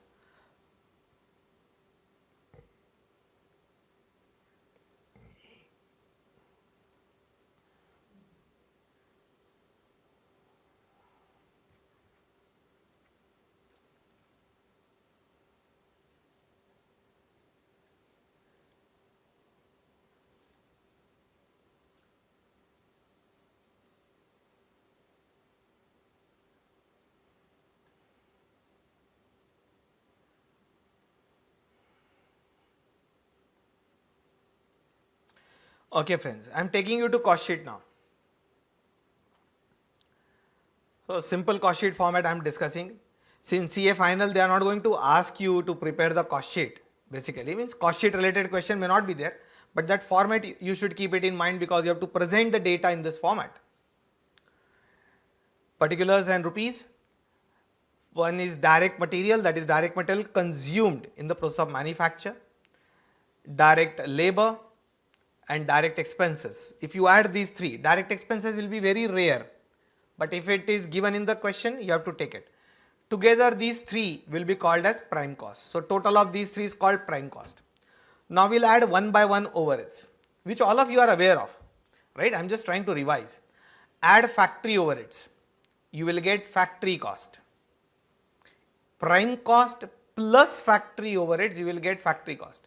I have seen sometimes students making a mistake, CA final students. They say factory overheads and factory cost is one and the same.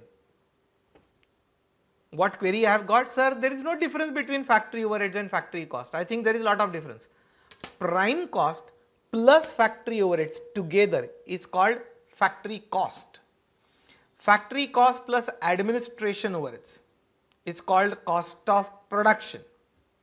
Factory cost plus administration overheads is called cost of production, and cost of production plus selling and distribution overheads is called cost of sales.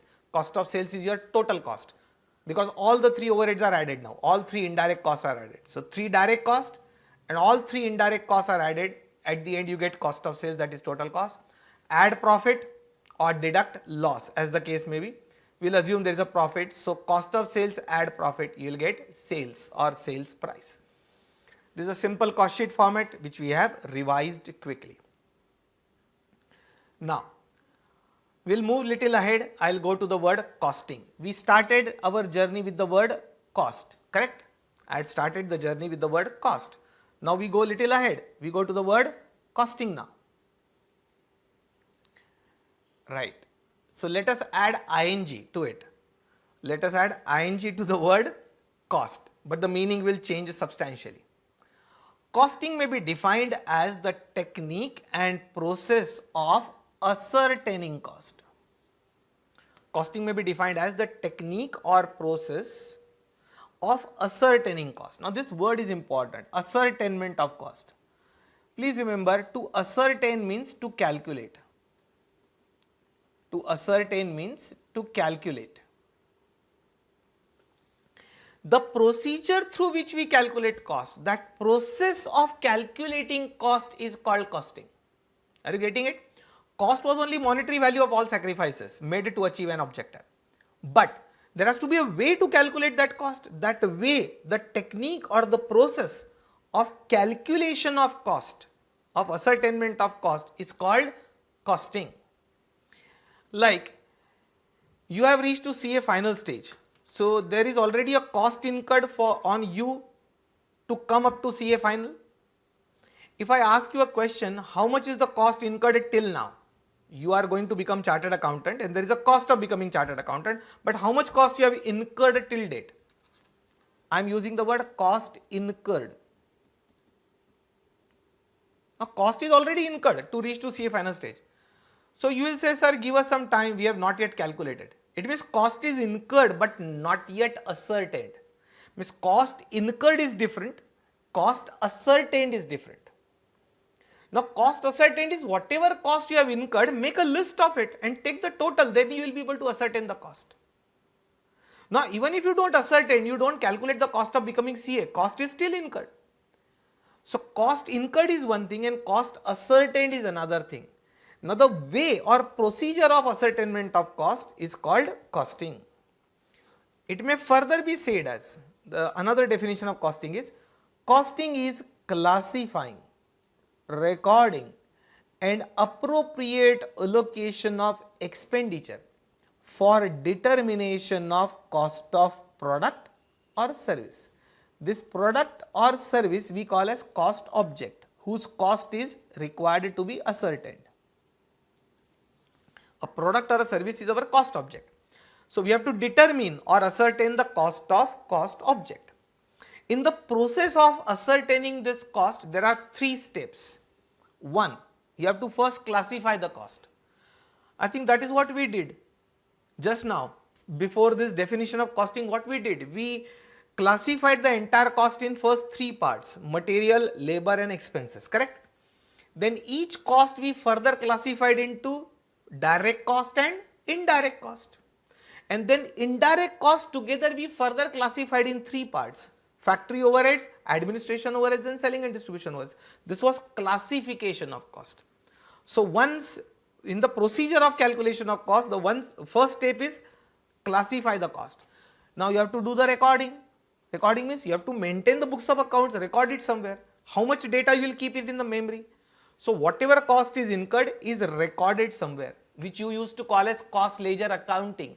You have to do the accounting and put a record somewhere, so that later on that record will be used for ascertainment of cost. So that is step number 2. Classify the cost, put it in your record, keep the accounting records. Third, appropriate allocation of expenditure.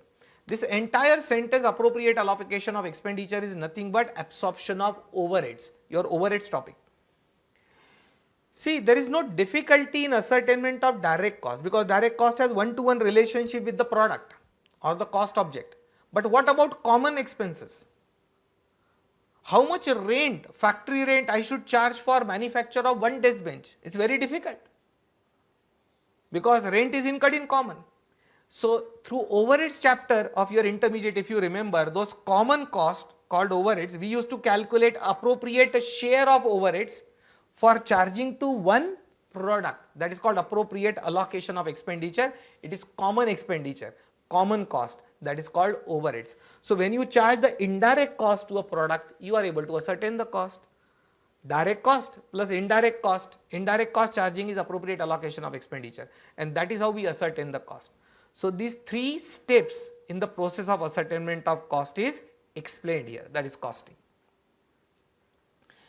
Now there are various methods of costing. Now what is it? Now do you think the way I am calculating the cost for desk bench manufacturing, the way I will calculate the cost for aircraft manufacturing, the way I will calculate cost for software produced for a particular client, right? Do you think all this will be same? Don't you think there will be a different process of ascertainment of cost for different industry? And yes, that is what the point is. For manufacturing industry, the procedure for calculation of cost will be different. For service industry, the procedure for calculation of cost will be different. And in manufacturing industry also, depending upon the type of manufacturing industry, you have to apply different ways of ascertainment of cost. Now first of all, costing is the process of ascertainment of cost. But if the way of ascertainment of cost is different, the different ways are called different methods of costing. So there are different ways or different methods of costing for ascertainment of cost in different industries. And now if I put the list of certain names of methods of costing, you will be able to recollect your entire syllabus of CA intermediate. It is nothing but job costing, batch costing, contract costing, process costing or operation costing, joint product byproduct costing, unit, single or output costing, operating or service costing, and multiple costing. These are various methods of costing, and this was mainly your CA intermediate syllabus. Now we will discuss one by one in brief, naturally, because this is what I have to teach at CA final level, but I have to prepare the solid base, solid background for taking you to CA final level. Like when we construct the building, the foundation should be strong so that the building can be erected on a solid foundation. So I am just trying to check the foundation, right? That is your intermediate knowledge, and I am trying to revise in case if you have forgotten. If you are very comfortable about it, absolutely there is no problem. That is good on the contrary. Okay, so I will briefly take you through the discussion. Job costing. Costing is ascertainment of cost. When we want to ascertain the cost job wise, it means we are interested in calculating cost of each job, then we use job costing. Now once a funny question had appeared from one of the student. He said, sir, job means the job which will be joining after becoming CA. I said no. That is also a job which you will join after becoming a CA. But here I am talking about a manufacturing industry. In manufacturing industry, a job is one which is received from customer. Means job is the work which you have received from the customer and you have to manufacture and deliver the goods as per the order of a customer.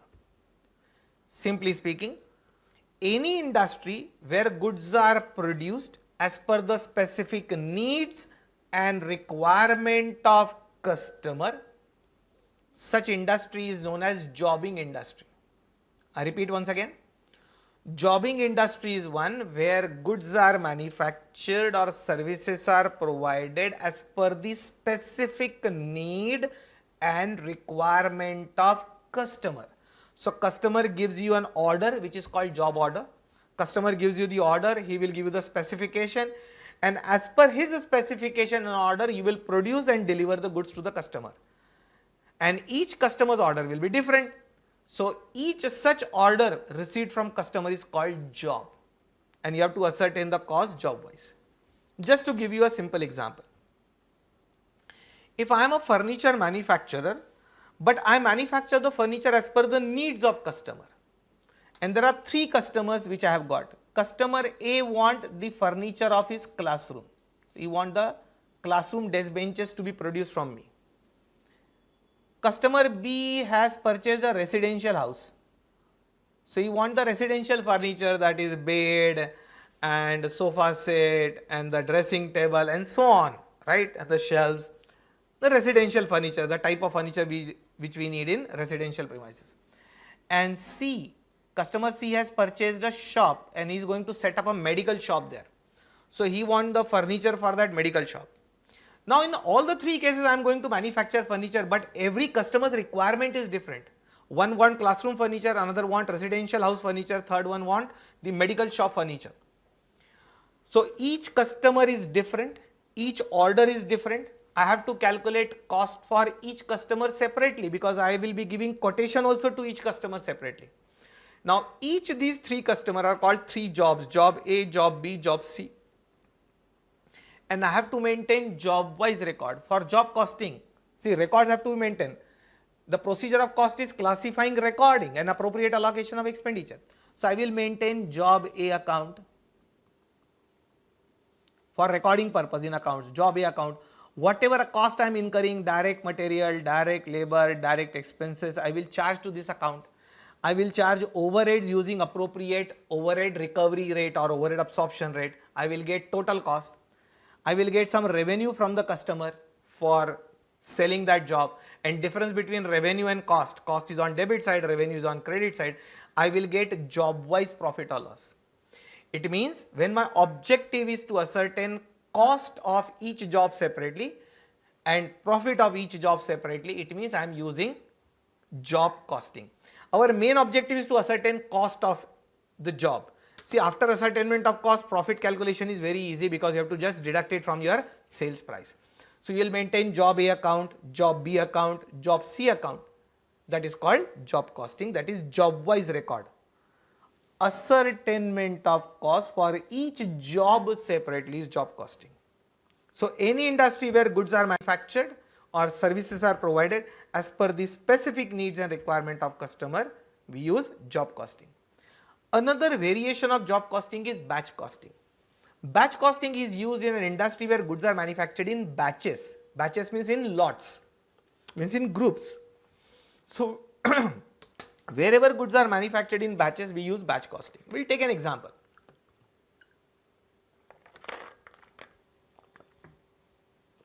You will notice the medicines are generally manufactured in batches. On medicine, the batch number is written, month and year of manufacture is written, if you check carefully. So suppose I am manufacturing tablet A at present. I am manufacturing tablet A at present. And I generally manufacture this tablet A in a batch size of 1000 pieces, means 1000 tablets. Means once I run the machine, I produce 1000 units of that tablet. So I am manufacturing it in batches.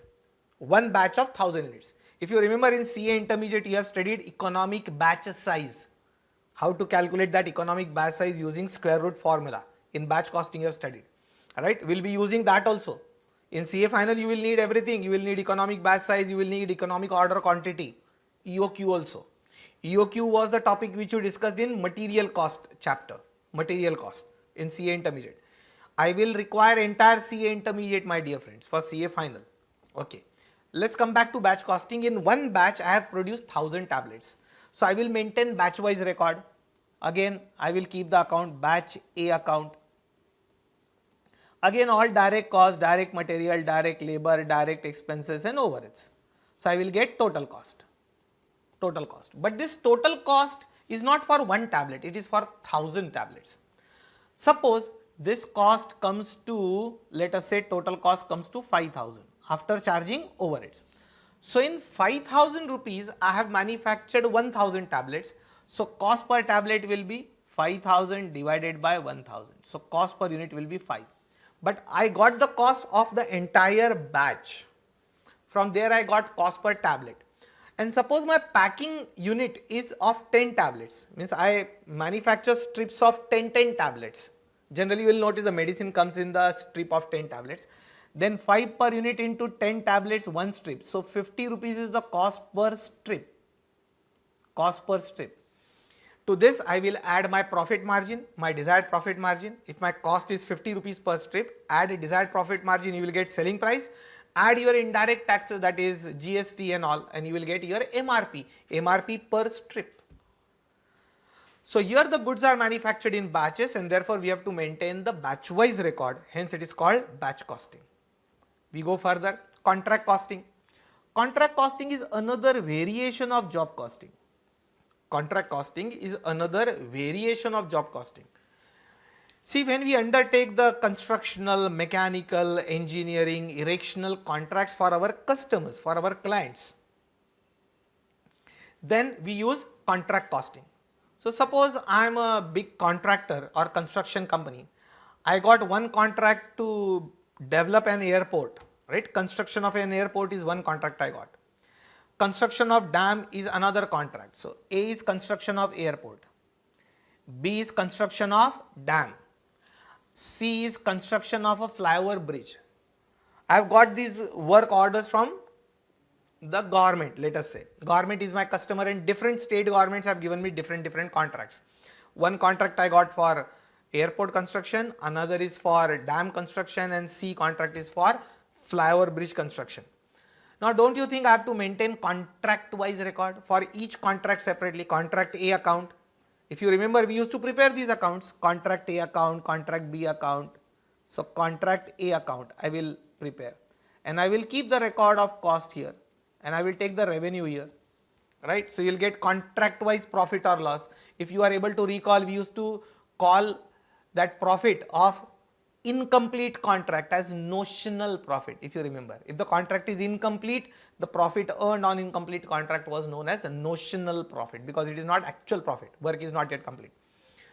So contract wise record I will maintain, contract A account, B account, contract C account, to ascertain the cost and profit of each contract separately. It means I am using contract costing.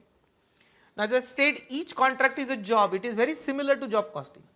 Each contract is a job, then why there has to be two separate methods, job costing separate and contract costing separate? Means we can use job costing method for contract costing also because each contract is a job. It is executed as per the need and requirement of customer, as per the order of customer. You might be having answer to this. Job costing and contract costing are very similar, but still there are two different methods.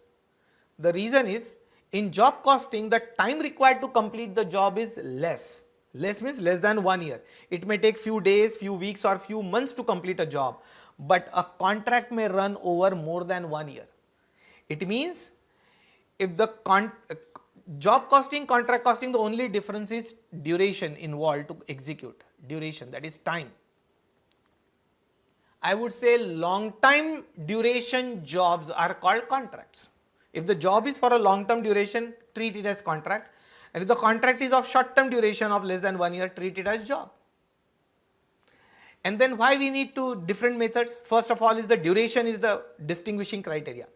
In contract costing, if this construction of bridge is going to take 5 years, I need to design a method to calculate profit for each year. Year 1 how much profit, year 2 how much profit. It means though the work is not complete, it is still incomplete, but still I want to record the cost and profit in my books of accounts. So to break the long term contract into small parts on yearly basis or quarterly basis, you have to study the contract costing. And if you remember, in contract costing you had studied work certified, work uncertified, if you remember, right? That is work done only till date though the work is not complete. Therefore, job and contract costing is different. Process costing, also known as operation costing. It is used in processing industry.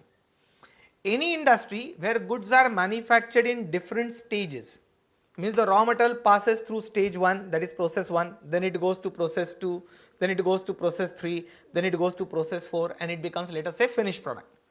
So wherever goods pass through a pre-laid down sequence and it goes on getting produced in different stages of production, these different stages of production is called as processing industry, right?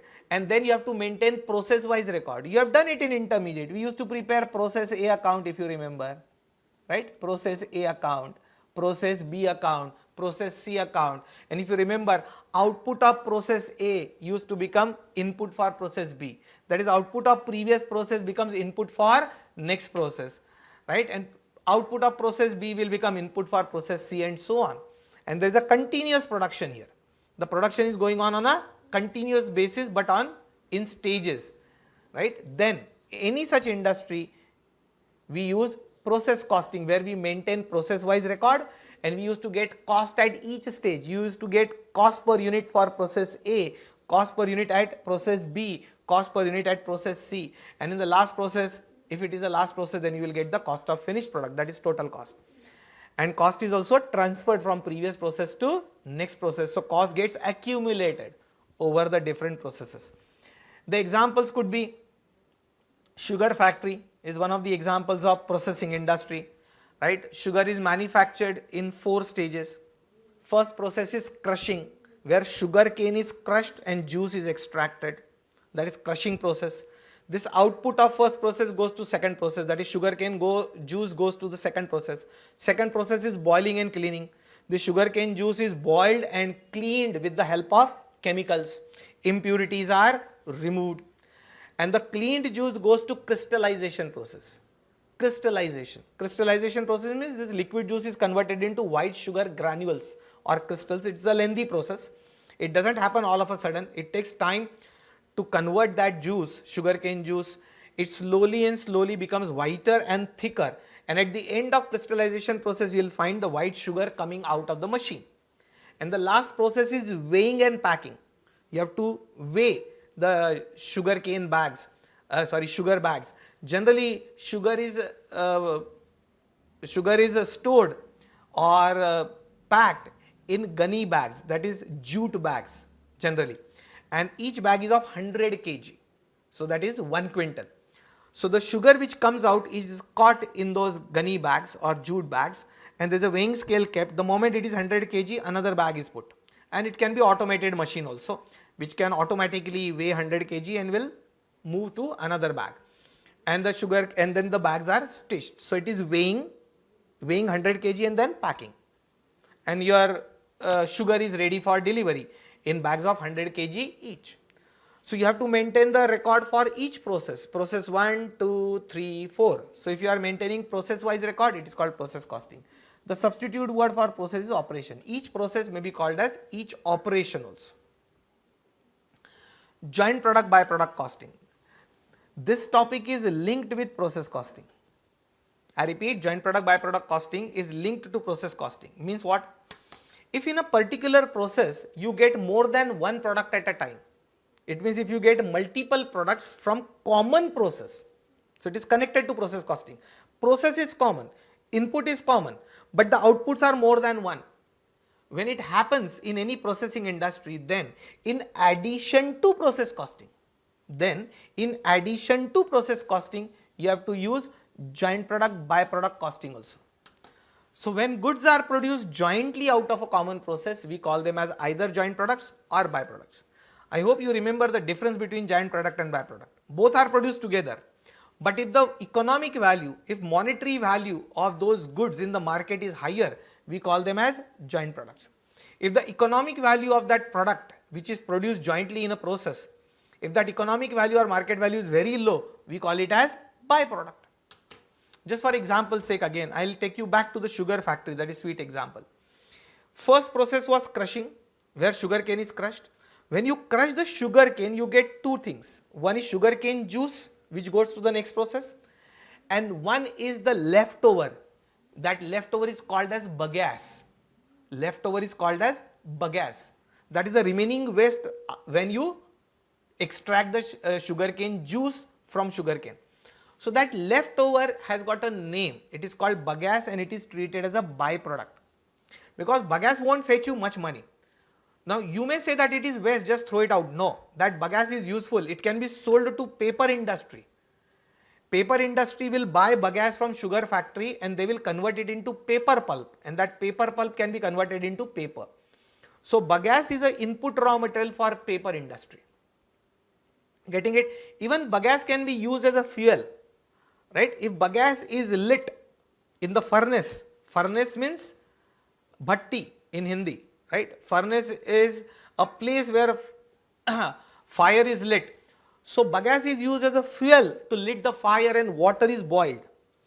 And once you boil the water, it generates a steam. And if that steam is passed through turbines, it generates electricity. It means bagasse is used to generate electricity also, my dear friend. Bagasse is an input fuel used to boil water, right?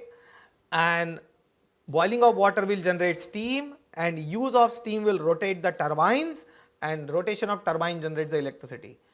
So bagasse is used as an input for either generation of electricity or for manufacture of paper, and there could be some more uses. Probably some people can manufacture particle boards also using bagasse. So bagasse is a byproduct. One more example I will give. In second phase, sugar factory only. First was crushing, second is cleaning and boiling. In the cleaning and boiling process, we remove the impurities from that sugarcane juice. When we boil that sugarcane juice, we remove the impurities and it is kept at one place. It is not thrown. That impurity which is removed in the process of boiling and cleaning is called molasses. Is called as molasses. And this molasses is an input material for distillery. So molasses is also a byproduct of sugar factory. Like bagasse is a byproduct of sugar factory, molasses is also a byproduct of sugar factory. Molasses is sold to distilleries, and distillery through distillation process, there is a distillation process where input is molasses. Through distillation process it is converted into alcohol, and then alcohol can be converted into variety of products, like it could be converted into liquor, it could be converted into industrial alcohol, medicinal alcohol, right? Those spirit lamps which we use, it can be in the laboratory, science laboratory, that spirit is also manufactured from here. Or when doctor gives us the injection, he uses that spirit, right, to clean it, to sanitize the place where injection is to be given. So that spirit also comes from molasses through distillation process. Even ethanol, ethanol is a very good fuel. Ethanol is nowadays mixed with the petrol, right, in some proportion, and it is a very good fuel, environmental friendly fuel. That ethanol is also produced from molasses. Molasses is input, right, which goes to the distillery. So molasses is another byproduct of a sugar factory. One more last example, because this is just intermediate, I am not going to repeat it again and again. Could be oil refinery, where crude oil taken from oil well, right, crude oil taken from oil well. This crude oil passes through refining process. Petroleum oil I am saying, crude oil taken from oil well is refined through refining process, and the refining process generates multiple of products. So when this crude oil is refined, you get petrol, you get diesel, you get naphtha, you get kerosene, you get tar, right, and n number of products you get, right, in the process of refining the crude oil. So crude oil is input, refining is a process, and the process generate multiple products called as joint products. This much is more than enough. Unit, single or output costing. This is the simplest method of costing, and therefore you will never find a question on this method in your CA intermediate. It is the method of costing used in an industry where only single product is manufactured, only one type of product.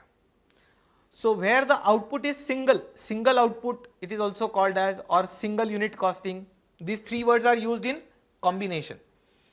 So single output, single unit costing is the method of costing used in an industry where only one product, homogeneous product is manufactured.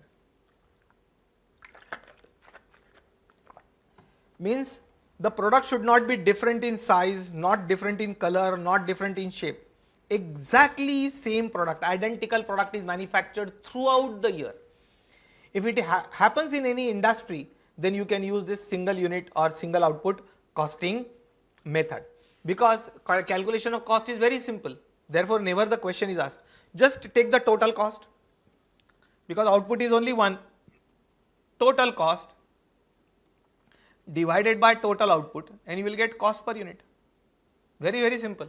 What institute will ask in the exam? So they have never asked a question on this at intermediate level, I am saying, because cost has to be given in the question paper, output also has to be given in the question paper, and calculator is allowed to be used by you. So nothing great, but that is single output costing. Just to give you an example, electricity generating companies. Electricity generating companies generate how many varieties of electricity? Tell me. Electricity is electricity. So if they want to calculate cost per unit, that is cost per kilowatt hour of electricity, the unit for measurement of electricity is kWh, kilowatt hour. We call it as units. We have consumed 300 units of electricity in 1 month. So 300 units means 300 kilowatt hours. So that is the unit, cost unit for measuring the electricity. If you are interested in calculating cost per kilowatt hour of electricity, what you do? Take the total cost in the numerator for 1 year. Total cost in the numerator for 1 year. In the denominator, take total number of units of electricity generated and you will get cost per unit of electricity. So very simple, but it can be used only in such industry where only single product exactly identical is manufactured. Very few industries are there where we can use this. Operating or service costing. We used to call it as operating costing or service costing. This is the method of costing used in service industry. Service industry could be education is a service industry, hospital is a service industry, aviation is a service industry, courier is a service industry, hotel, that is accommodation, is a service industry, goods transport is a service industry, and so on. And you have dealt with in intermediate, if you remember, you used to calculate cost of transportation of 1 ton of goods or cost of transporting 1 passenger. So you used to solve the question. It could be goods transport, passenger transport, it could be hotels, it could be hospitals, and so on. So in service industry we use operating costing or service costing. And multiple costing. Please remember, my dear friend, there is no method called multiple costing, no separate method called multiple costing. It means you will not find a separate chapter as multiple costing, but when we use more than one method of costing together, if in a particular industry we are unable to use a single method of costing, but we have to make use of combination of 1 or 2 methods of costing.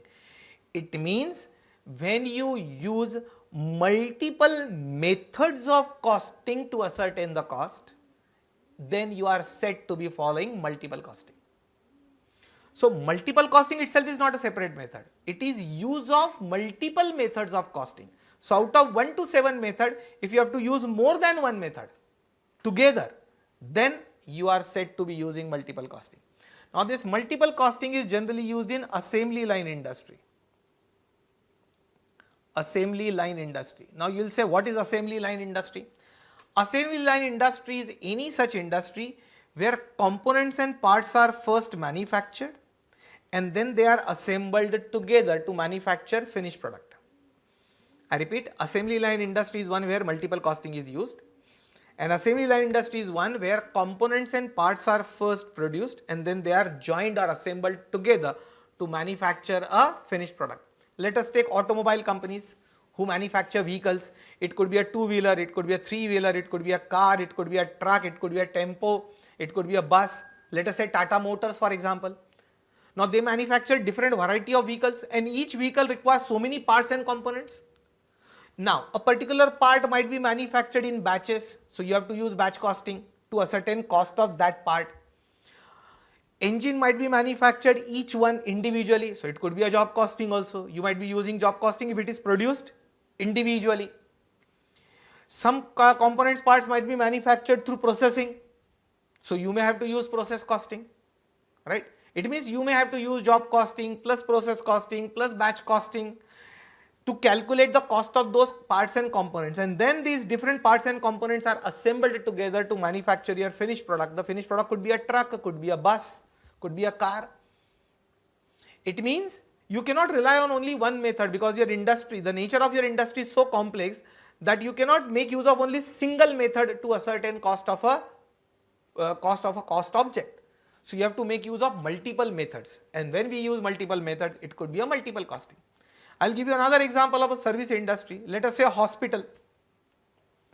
In hospital, you have to use combination of job costing and operating costing, that is service costing. Hospital is a service industry, no doubt about it, but some services are common. In hospital, some services are common. For common services, you use operating costing, and for one-to-one service, patient-wise service, like how much medicine is consumed by that patient, right? Expert doctors' fees, operation fees for that patient, these are one-to-one cost, that is job costing, identifiable cost. In each customer is a job. So you have to make use of job costing and operating costing together, that is you are using multiple costing. So these type of things can happen. These are different methods of costing, my dear friend. Now we go to techniques of costing.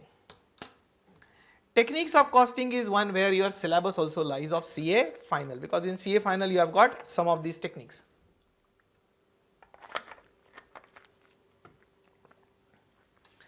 Techniques of costing are marginal costing, standard costing, and budget and budgetary control. These are three prominent techniques of costing, and all three are there in your syllabus. You have marginal costing in chapter number 6, which is called decision making, because marginal costing technique is used for decision making. The name of chapter in your syllabus is decision making, but decision making is done using marginal costing technique.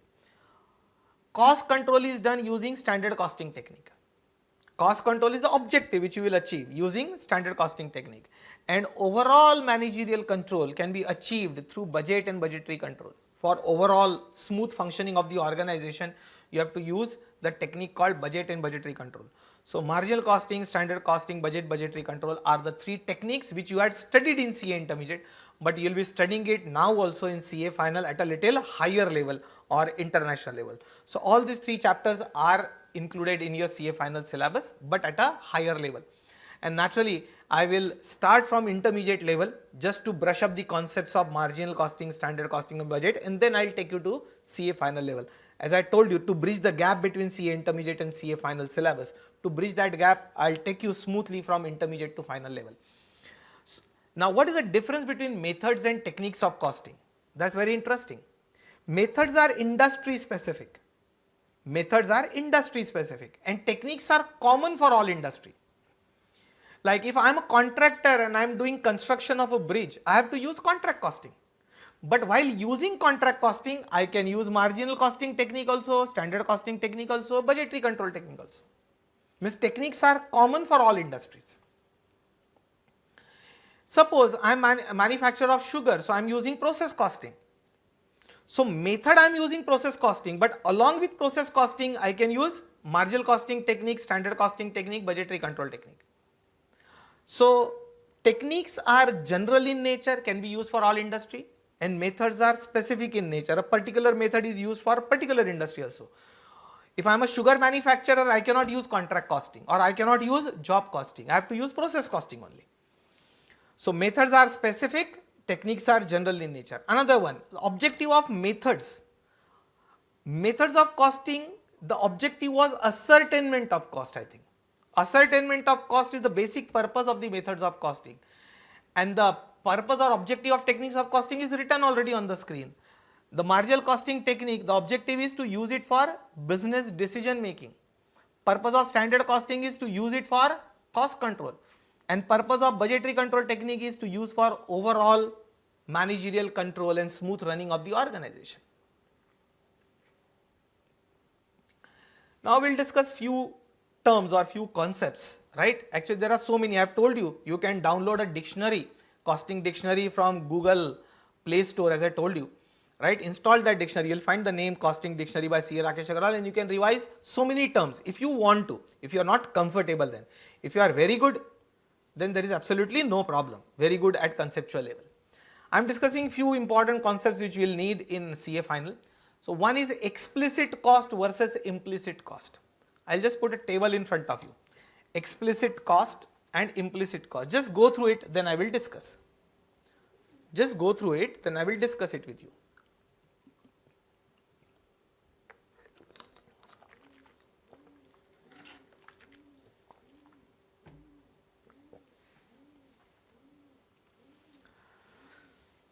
I think our today's lecture will be consumed in just revising the basics. So I gave you instructions earlier, few instructions, beginning instructions, and revision of CA intermediate. Gone through? Explicit cost is also known as out of pocket cost, the cost which you actually incur out of pocket. It is actual cost. This cost is used in accounting as well as in decision making at both the places. Explicit cost is actual cost which is used in accounting also, decision making also. Some examples are actual rent paid. If this classroom is hired by me, then I have to pay the rent to the landlord. So that rent paid will be my explicit cost. Just one example. Salary paid to my teaching, salary paid to my staff, non-teaching staff, right? That will be my explicit cost. Now what is implicit cost and how it is different? Implicit cost is a hidden cost, also known as imputed cost, also known as opportunity cost. Please remember, implicit cost is used only in decision making, not used in accounting. See, explicit cost was used in accounting as well as decision making. Implicit cost is used only in decision making. And our CA final main syllabus is decision making. So we will be using this cost also in decision making. Means in addition to explicit cost, we will be using implicit cost also. Some examples are given which I will further explain. Notional rent. Notional itself means not actual. If something is not actual, it is called notional, like a notional profit in contract costing, which is not actual profit. So notional rent or own salary, right? Own salary. Salary paid by a proprietor to himself. We never pay it. So it is not an actual cost, but it is a notional cost. I'll try to explain it through an example. Try to understand. Suppose I own the premises. I have got classroom which is owned by me. So do I have to pay rent to anyone? No. So will I debit rent to profit and loss account? Naturally no. It will never come in accounting, because when I have not spent money on rent, how I will debit it to the books of accounts? Accounting is done always with actual cost. We never do it with the notional cost. So the example, just to explain, the example is that I have got my own classroom owned by me, in which I conduct the coaching classes of CA. I teach the subject of costing. At the end of the year, when I prepared my profit and loss account, my profit and loss account showed me a profit of rupees, let us say 10 lakh. My profit and loss account showed me a profit of rupees 10 lakhs. So I have shown that P&L account to one of my friend who is also a CA. I told him that, see, in 1 year of operation, I have earned a profit of rupees 10 lakh. Don't you think I am doing very well? He said, yes, you are doing very well, but you have not debited rent. I said, because I am not paying rent, it is owned premises, so I don't have to pay rent. He said, okay. Now my friend is telling me that actually you have made a loss of 2 lakh. You should not conduct the coaching classes, you should stop. I said, what shit you are saying? My profit and loss account is certified by chartered accountant. It's audited result. It's showing 10 lakh rupees profit. How you can say that I am making a loss of 2 lakh? He said, see, as your premises are owned by you, suppose you don't use these premises, if you don't conduct the coaching classes and you give these premises on rent to someone else, you can easily earn a rent of rupees 1 lakh per month. that is 12 lakh per annum. You can easily earn a rent of rupees 12 lakh per annum at the rate of 1 lakh per month. I said, what difference it makes? He said, then you are a fool. My friend is telling me that I am a fool because in order to earn 10 lakh, I have lost an opportunity to earn 12 lakh. Don't you think so? In order to earn 10 lakh by conducting coaching classes on my own, I should have rented it and rent earned by me would have been 12 lakh. This 12 lakh is called notional rent, also known as opportunity cost. I lost an opportunity of rupees 12 lakh to earn this 10 lakh, and therefore my friend has correctly said that I have made a loss of 2 lakh. Because to earn 10 lakh I am losing 12 lakh, so net I am losing 2 lakh. So don't you think my decision has gone wrong? I should not have conducted classes on my own, but I should have given the premises on rent to someone else. And therefore I said, in decision making, this implicit cost or hidden cost or imputed cost or notional cost or opportunity cost is important. Otherwise your decisions will go wrong. Am I right? Our decisions will go wrong otherwise. So we don't do accounting with implicit cost because there is no voucher, there is no actual outflow of cash. But for decision making, implicit cost is important. If you ignore implicit cost, your decisions will go wrong. And that is what is important in CA final, because we will be considering all implicit costs wherever required in decision making. Let us take one more example of salary, right. Let us say two of my friends, they got married, they didn't do CA, they are intelligent people, so they didn't get involved in doing CA, so they got married earlier. So I had been to the function marriage reception of Mr. A, who is one of my friend, and Mr. B, another of my friend, right. Both of them got married by the time I did my CA.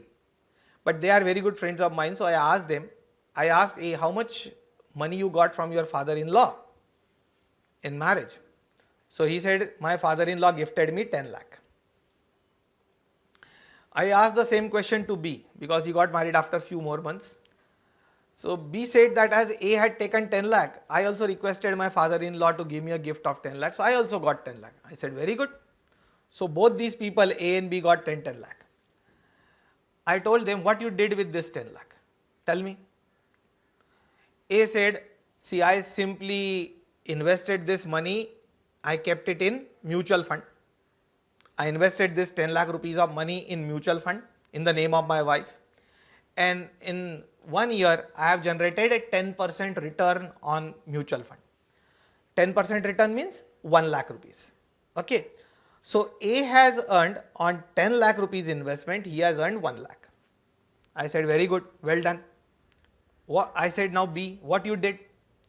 B said that I invested this 10 lakh in the business and I started my own business. I said, that's very good. If you have started your own business, show me your profit and loss account. B has shown me his profit and loss account after 1 year. In 1 year, by investing rupees 10 lakh in the business, he has earned 5 lakh rupees of profit. So I said, that's very good. You have earned 5 lakh. This fellow has earned only 1 lakh. So well done, well done. I told B, because on 10 lakh, this fellow has earned 1 lakh, and on 10 lakh investment, this fellow has earned 5 lakh. So naturally, B has done better. So I congratulated him. I said, you are a very smart person. Now A felt bad. He said, actually, you should congratulate me, not B. You should congratulate me means A, because I am doing better than B. I said, how come you are doing better than B? You have earned only 1 lakh. He has earned 5 lakh on the same investment of 10 lakh. How you are better than him? So A explained me the same concept of implicit cost. A said that as I have invested money in mutual fund, I don't have to do anything physically. That mutual fund manager manages my money. And using my education and skill, I am doing a job. And on that job, I am earning 50,000 rupees per month. 50,000 per month means 6 lakhs per annum. I said, what difference it makes? So he said, see, I am earning 6 lakhs. B is equally qualified. Our qualification is same. B is also putting the same efforts. But whether B has debited his own salary to P&L account? I said, how he can debit his own salary? Because we never pay to ourselves. And if we pay to ourselves, it is called drawings. It is not debited to P&L, it is debited to capital account. So he said when he has not debited his salary, don't you think he lost an opportunity to earn 6 lakh because he is equally qualified? The value of his time is equivalent to 6 lakh. I am doing a job, there I am devoting my time, but B is devoting his entire time to his business. So he lost an opportunity to do a job and earn 6 lakhs.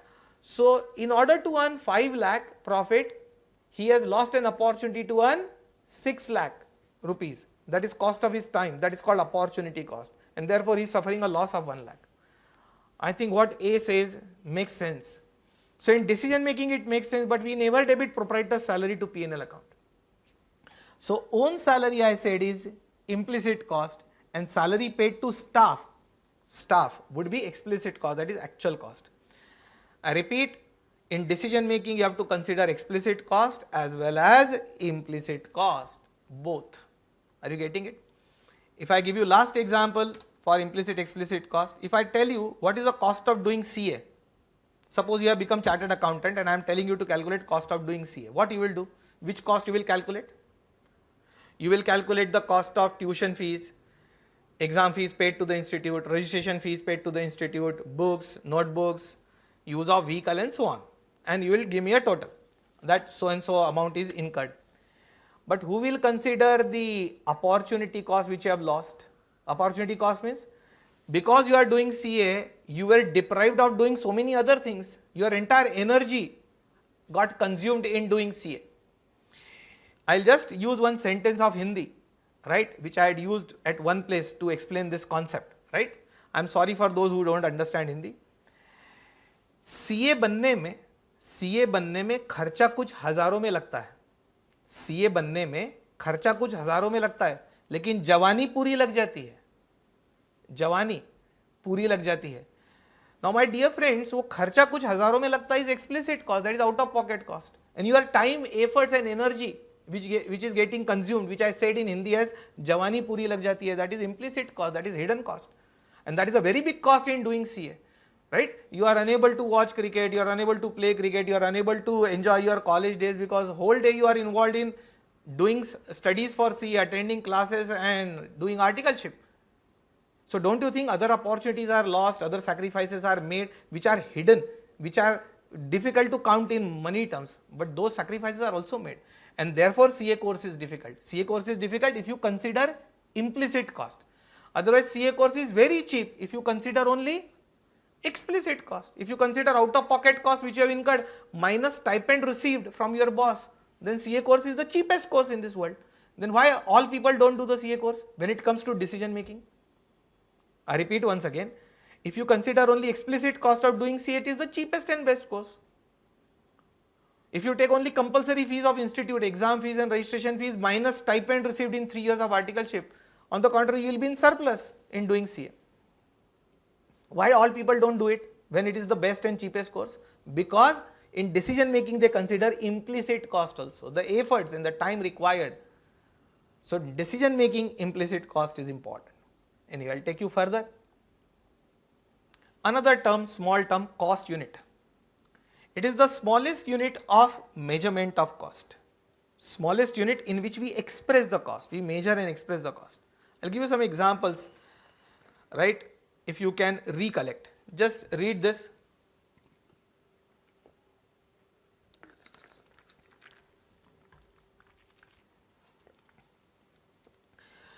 This unit in which we express the cost, it is used to express the cost of each unit of product or service.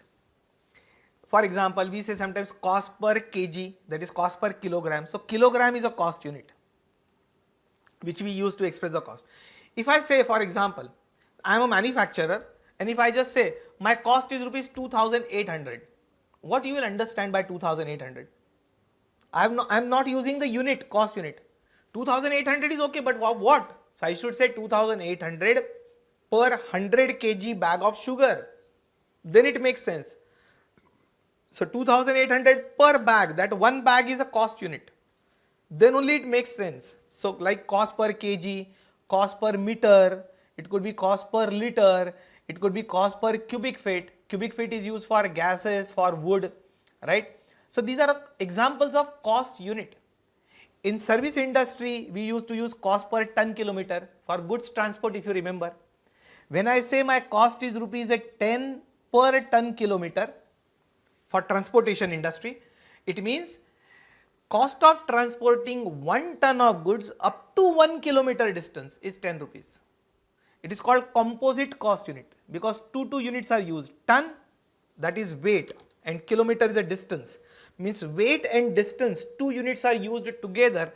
When 2 units are used together, we call it as composite cost unit. Composite cost unit. And these were single cost unit, just kg, just meters are single cost unit. But when we use 2 units together, it is composite cost unit. In passenger transport, we used to calculate cost per passenger kilometer. That is cost per passenger per kilometer. Cost per passenger per kilometer. In hotel industry, we used to use room day. Room day is another example of composite cost unit. It's per room per day. If I say the cost is rupees 1800 per room day, it means if the guest occupies the room for one day, then the cost to me is 1800. That is 1800 per room per day. Generally, these composite cost units are used in service industry in which we express the cost. And based on this cost, we decide the room tariff for hotel. Suppose I may be charging a customer rupees 3000 per room day. This is called room tariff. This is called room tariff for hotel industry. If you sometimes go to hotel for accommodation purpose, the rate will be quoted on per room per day basis, my dear friends.